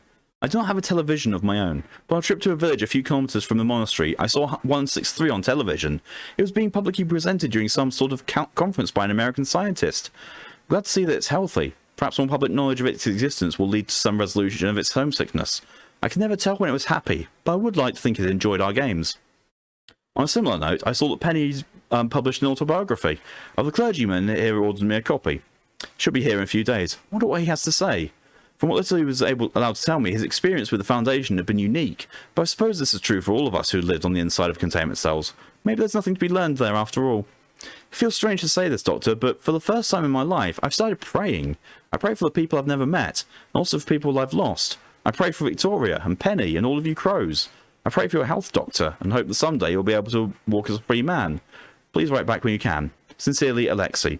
P.S. I finally quit avoiding the issue and have written a letter to Penny. I'll deliver it when I deliver this, and we'll let you know if he writes back. Thank you so much for giving me his address. Note: letter was translated from German, signature line was written with a calligraphy pen. The first apparent time such a tool had been used by the POI. Analysis of ink and paper indicated that it was not factory produced. The paper had been milled using a combination of waste plant fibres and cotton. The ink had been locally manufactured with charcoal and ethanol, with results chemically similar to India ink. Later cross-referencing found that both recipes were commonly used by Catholic Orthodoxy monasteries and communes. Correspondence addressed to SCP redacted, dated 30th of April 2027. Dear Doctor Redacted, I heard about what happened. People who relocated me, they don't want me to return to Site 17. Ever since I've been released, people have assumed that I faced abuse, or even my current condition, because of the Foundation. And these Manor people are so different. I'll call you when I can. If you could give me a good number to reach you at... I'm so sorry to hear about this. Please do what you can to take care of yourself. Follow your physician's orders. Know that my prayers are with you. Pennies as well. Does this have anything to do with the other condition? I know the Foundation should cover your medical costs, regardless of whether it is, but perhaps your case handlers could help alleviate your pain if they could work harder to eliminate whatever it is that's put you in a cell. I don't know. I pray for you every night. I don't have materials to make a card here, and my place here has become more permanent, so I can't simply buy one, but I'll do whatever I can to help you. Please let me know how I can help. Remember that God is with you, comrade. Alexei Belatrov. Notes: letter was translated from German. The letter was received shortly after SCP blank was diagnosed with stage 3 lymphoma. This was not considered an information breach, though SCP did express distress that this information proliferated through social media and all other methods as rapidly as it had. As a result of the content of the letter, it is believed that at some point following the last letter and before the signing of this one, the POI had joined the Volograd's Eastern Church Clockwork Orthodox Monastery as a full member. Correspondence addressed to the SCP dated 7th of January 2034. Dear Thomas, myself and my brothers and sisters here all pray for a safe surgery and rapid recovery. Please, when you are able, contact me. It has been a cold winter, and good news will help to welcome the coming spring. I've lost too many friends, Thomas. I've known far too much tragedy in life. I've seen worlds die. I've seen friends die. I've made men I thought that my enemy die. I cannot stand to watch another leave this world so soon. Not after hearing about what happened to Penny. Not after Victoria. God is with you, and I know you believe this too. You may be unmarried, Doctor, but you are not unloved. You have yet to be strong for me. You have to be strong for me. You have to be strong for yourself. If you're ever worried that you cannot find the strength to continue, think of the garden you'll plant this spring. I'd like to share gardening photos with you again. Not many of my brothers and sisters here appreciate the simple beauty of a flower bed or the efforts go into growing a patch of vegetables. It's beauty I'd like to continue to share. Apparently I've put Capius to sleep as well with my reading. Trust in the power of our Lord, Thomas, and trust in the power of modern medicine. God is smiling on you. Please be strong. With love and prayers, Alexei Belatrov. Notes: letter was translated from German. On the signed date, the SCP entered radiation therapy to treat its lymphoma, which had entered stage 4 and become metastasized. However, several cancerous tissues had evaded detection, and the SCP's condition deteriorated rapidly, resulting in its expiration on the 11th of February 2034. The letter arrived on the 15th of February 2034, and following analysis for information breaches, was returned to the sender address as the MCF Volgograd office. This was the last confirmed contact by POI 2273-01 with Foundation personnel tracked anomalies prior to its death. Selected excerpts from the journals secured following public announcements of POI 2273-01's departure. Sleepy kitty. He was sleepy all day yesterday as well, just, wanted to curl up and sleep on me. Sounds weird, but he's cold. Like, he feels, he himself feels cold. Doesn't feel cold to the touch. And, it feels really weird to call anyone cold when I'm in Florida, but yeah. You okay? You okay there, Cape? Yeah? You right? Yeah? Boop. Excerpt from a journal entry dated the 7th of January 2035. I'm only writing to gather my thoughts. I don't believe I'll be keeping this journal regularly. Today is the day that our monastery celebrates the birth of our Lord. However, I feel no desire to celebrate. All my friends in this world are dead. My brothers and sisters are partaking in some celebration outside my dormitory. All the required ceremonies are complete, and neither they nor whatever is happening out there now will lighten my mood. Father Cogwheel and Mother Axel both spoke to me today, expressing concern. This is the first Christmas I have spent alone in the world, so I do not expect them to understand. Though they are both standardized, they do not know what it's like to sit in the containment cell, or what small comfort might be gleaned from a piece of familiar music. They are machines, stuck in mechanical ways. They talk of confession and forgiveness, but they do not know what it's like to confess to war crimes, to murdering innocent children, while a man behind the glass partition nods and tells you can be forgiven. They do not know the joy one might feel when teaching a small child chess, or watching her eyes light up as you tell her stories. They do not know the darkness that can enter a soul when one sees people die. I know there is comfort in the words of God, in the schema and the words of the Holy Bible. This comfort evades me now. I do not know if I'll ever find comfort again, but I've survived greater trauma, so I'll try. Aut viam invelium aut facium. Notes. This and all further journal entries were translated from Russian. Though they were not released until 10 years following the POI's death, they were valuable in confirming that the POI had direct connections to Eastern Clockwork Orthodox Church. However, these journals were written during a 29-year gap in surveillance of the subject. Full information on the subject's activities during this time will likely never come to light. Excerpt from a journal entry dated 16th of July 2039. Sermon notes or ideas. Stricken out. Finding strength in our mechanized salvation's promise to return. Stricken out. While standardization must be sought after. Stricken out. The beauty of industrialization. Not stricken out. Our mechanized salvation's grand design. Simplicity found in nature. Self-constructing systems. Strength of naturally occurring systems. Adaptability of humankind / beauty of human ingenuity. Notes. Pages have been torn from the journal, but later replaced. Pages showed wrinkled marks. Adjacent pages contained further notes on apparent sermon the POI had been assigned to write by high-ranking individuals within the monastery. This is positively indicative of promotion of the POI within the monastery's religious hierarchy. No evidence of the actual content of the sermon or whether it was ever delivered has been discovered. Excerpt from a journal entry dated 21st of September 2053.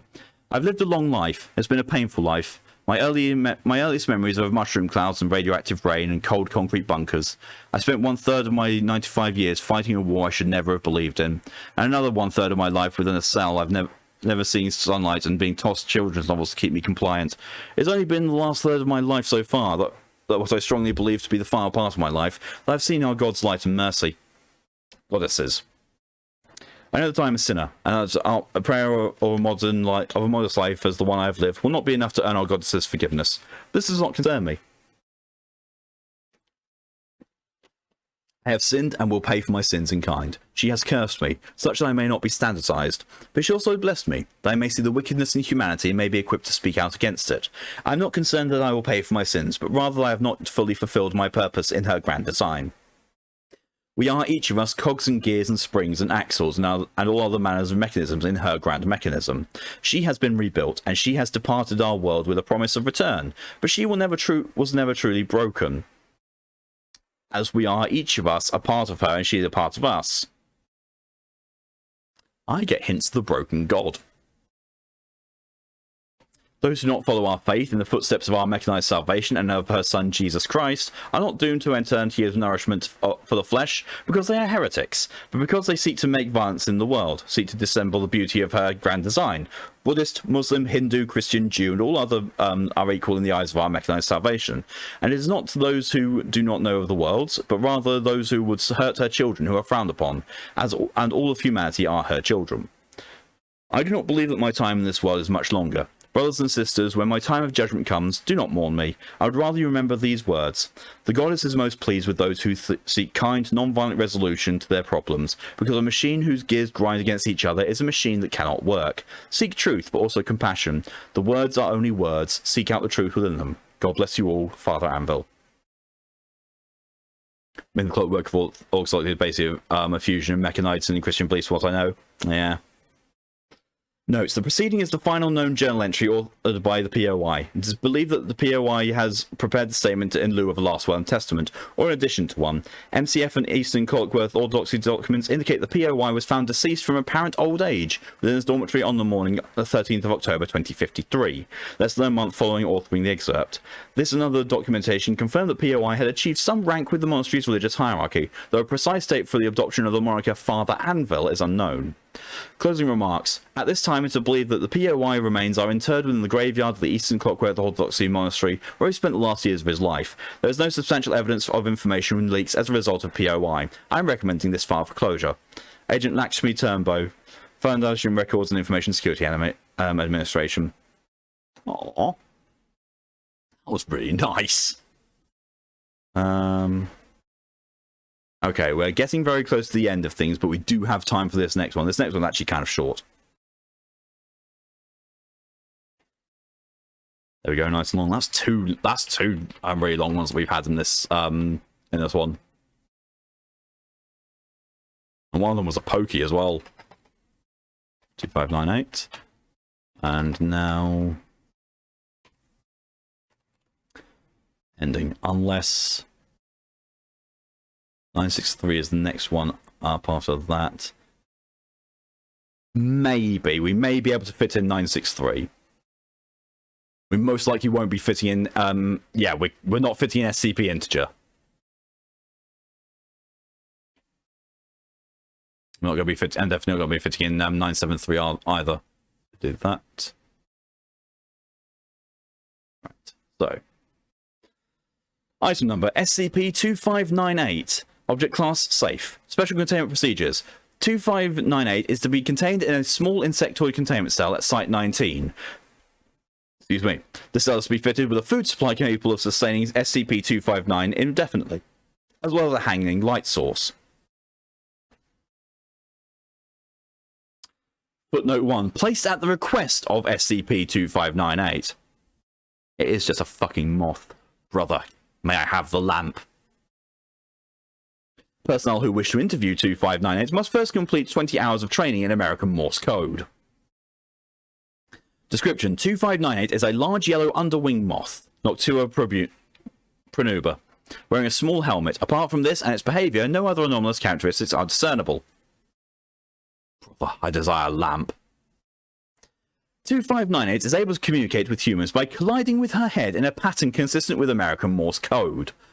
While 2598 is apparently able to hear and understand English, it is only able to communicate a return message in this manner. Despite having been offered specially designed automatic translation pads with which it could collide, 2598 has thus far seemed either unable or unwilling to use any such devices.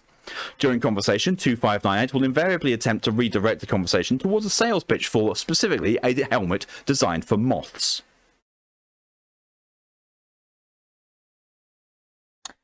God damn it, Nia. God fucking damn it, Nia. Interview 2598-1. The following interview was conducted by Dr. Richard Eads, who initially discovered 2598 while on location in Redacted. Dr. Eads was chosen as the research team leader because of his efforts in containing 2598. Footnote: according to Dr. E's discovery report, he first discovered the SCP by noting its irregular flight patterns, then its helmet, and then later discovering its communicative abilities and its fluency with Morse code. During this interview, Dr. Eads remained seated in 2598's containment cell while 2598 communicated to him via its preferred method. All replies were transcribed by Dr. Eads. Eads, can you hear and understand me all right, SCP-2598? Yes, hello, Doctor. I can hear you just fine thanks to the sound amplifying technology of Moth Helm. Excellent. Now, 2598, could you tell me anything about where you originated from? I was once like you, Doctor, and like everybody else out there with no purpose in my life until I discovered the beauty of Moth Helm, also served for children. No chance of getting stuck in throats. I see. So you're saying that you were unable to comprehend spoken language or communicate as you can now before you came into possession of the helmet. It was like a door being opened before me, Doctor, and I could see the light. It was all possible because of Moth Helm, which you yourself can own today for as little as 3 easy payments of $19.99. You're aware, of course, that I could not possibly wear such a helmet. It's far too small. 2598 pauses for 20 seconds. Is observed spinning counterclockwise around its containment cell light. Yes, but perhaps you have some moth friends who could benefit from the transcendent powers of Moth Helm. Also, is a great stocking stuffer. End transcript.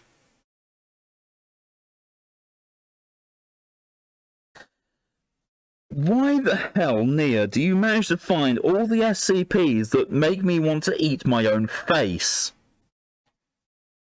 What the fuck was any of that? God damn, I fully agree, Thyrus. I fully agree. To repeat myself, he. You fucker. I really appreciate your presence here and all the stuff you do for this kind of stuff, Nia, but you fucker. Right, okay. That did not take it all long at all, so we're going to finish this off with SCP-963, and we are definitely ending.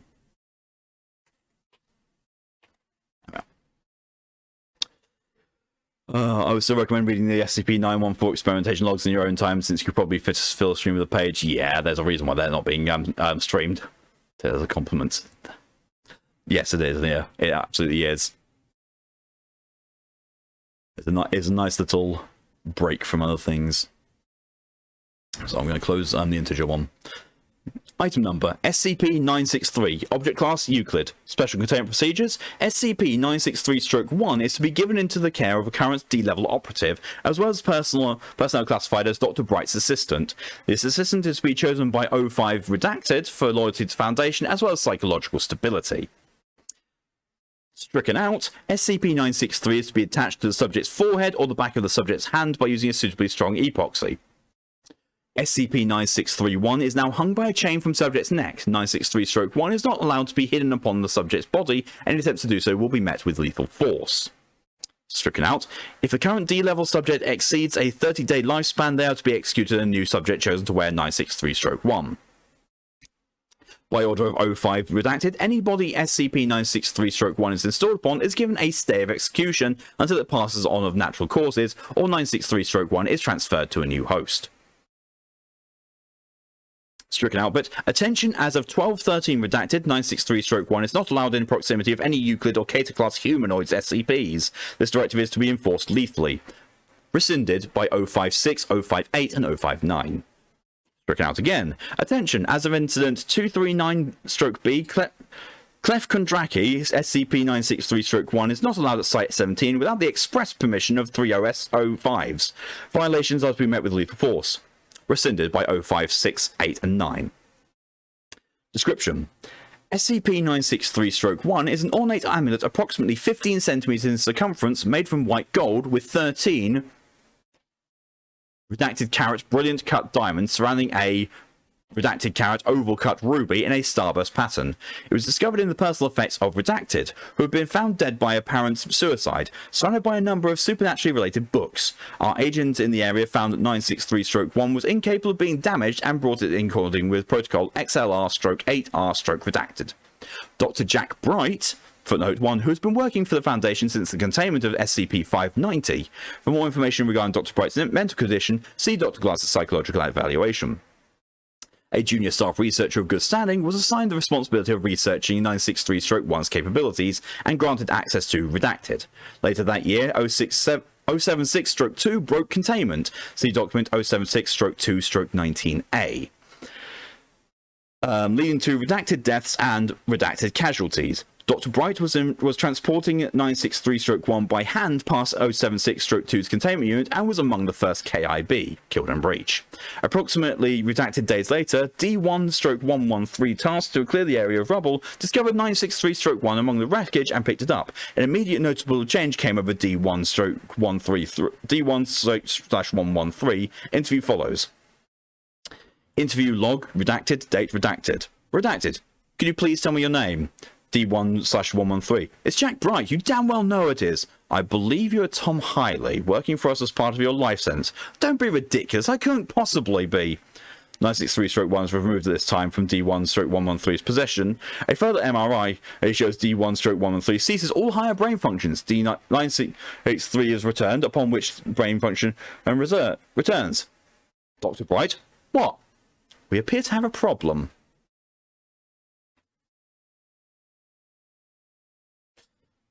After much experimentation, it has been discovered that when any living anthropoid comes into direct skin contact with 963-1, the mind of the subject is wiped and that of Dr. Bright is projected from 963-1 onto the subject. It is known that memories native to Dr. Bright transfer from host to host. If a subject maintains contact for 30 days, their brain functions become a duplicate of the late Dr. Bright's. If 963-1 is removed after this time period, the subject retains an independent copy of the consciousness of Jack Bright.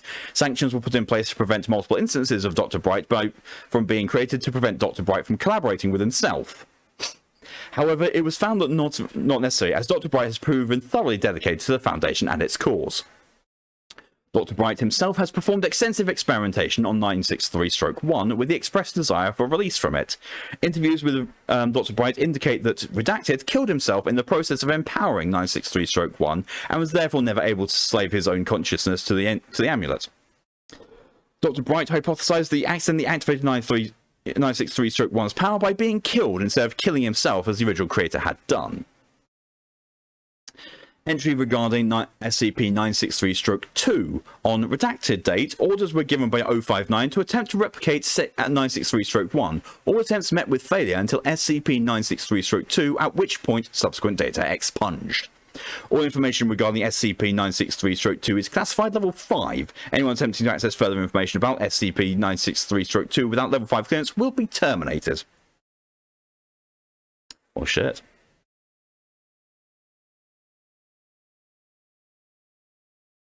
And yeah, that is it. That is all of the SCP. And that also actually brings us to spot on where I'm going to be closing things. So let's just pop that down as being read. And just make some edits to the note there. So I will take that one from Virus and I will reject that one from Pokey, so Pokey gets the points back for the SCP integer. That's intense stuff. Yeah, they can be. Let me just stream. All right. I'm just going to save those two for the next stream. I'm going to save that there and do that. But yeah, so that's where I'm going to be ending things today. Thank you all very much for coming along, for your support, and it's all greatly appreciated in whatever way you've chosen to show it. Special shout outs go to Torian for the 22-month resub. Thank you very much for that, incredibly generous of you. And to Kiri for the raid. Thank you very much again for that. And welcome to everyone to me reading out insane batshittery. Thank you, Regrub, for the contribution to the Drunk Stream Challenge. Next stream for me will be tomorrow at 4:30 p.m. GMT, which is 11:30 a.m. EST, where I will be returning to Drakengard 3 with all of the piss jokes that entails now, thanks to what happened with the beginning of it.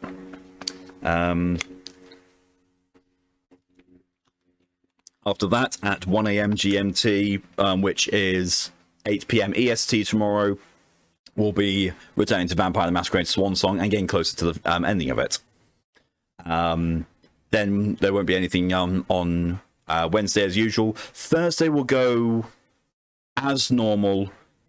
Friday there might still be the stream, maybe not, depending on how things go. Saturday there will be no stream whatsoever, and Sunday will be the holiday stream, because it's getting very close to that now. There won't be any streams on Monday either, And so things will probably resume on Tuesday. I might do a welcome back stream on Monday, depending on when I get back from where I'm going to be going. We shall see. I will put out that that voting list for the holiday stream fairly soon. Hopefully, some point today. If not today, then tomorrow, so people can vote on what they would like to see during that time. With obviously things being rotated in and out as necessary, and I will have my whole Steam library with me to do things as and when. Thank you to Thyrus also for the contribution to the Drunk Stream Challenge, which is now 25% complete, I think. Yeah, looks about that. Awesome. So yeah, let me just check that. Thank you for the hydration reminder, DJ. I did take that as far as I remember. Take that off. Is there anyone streaming I can raid? I don't believe there is. Nope, there is no one I follow streaming. So yeah, so thank you all very much for coming along and for all that. Put more in. Fair.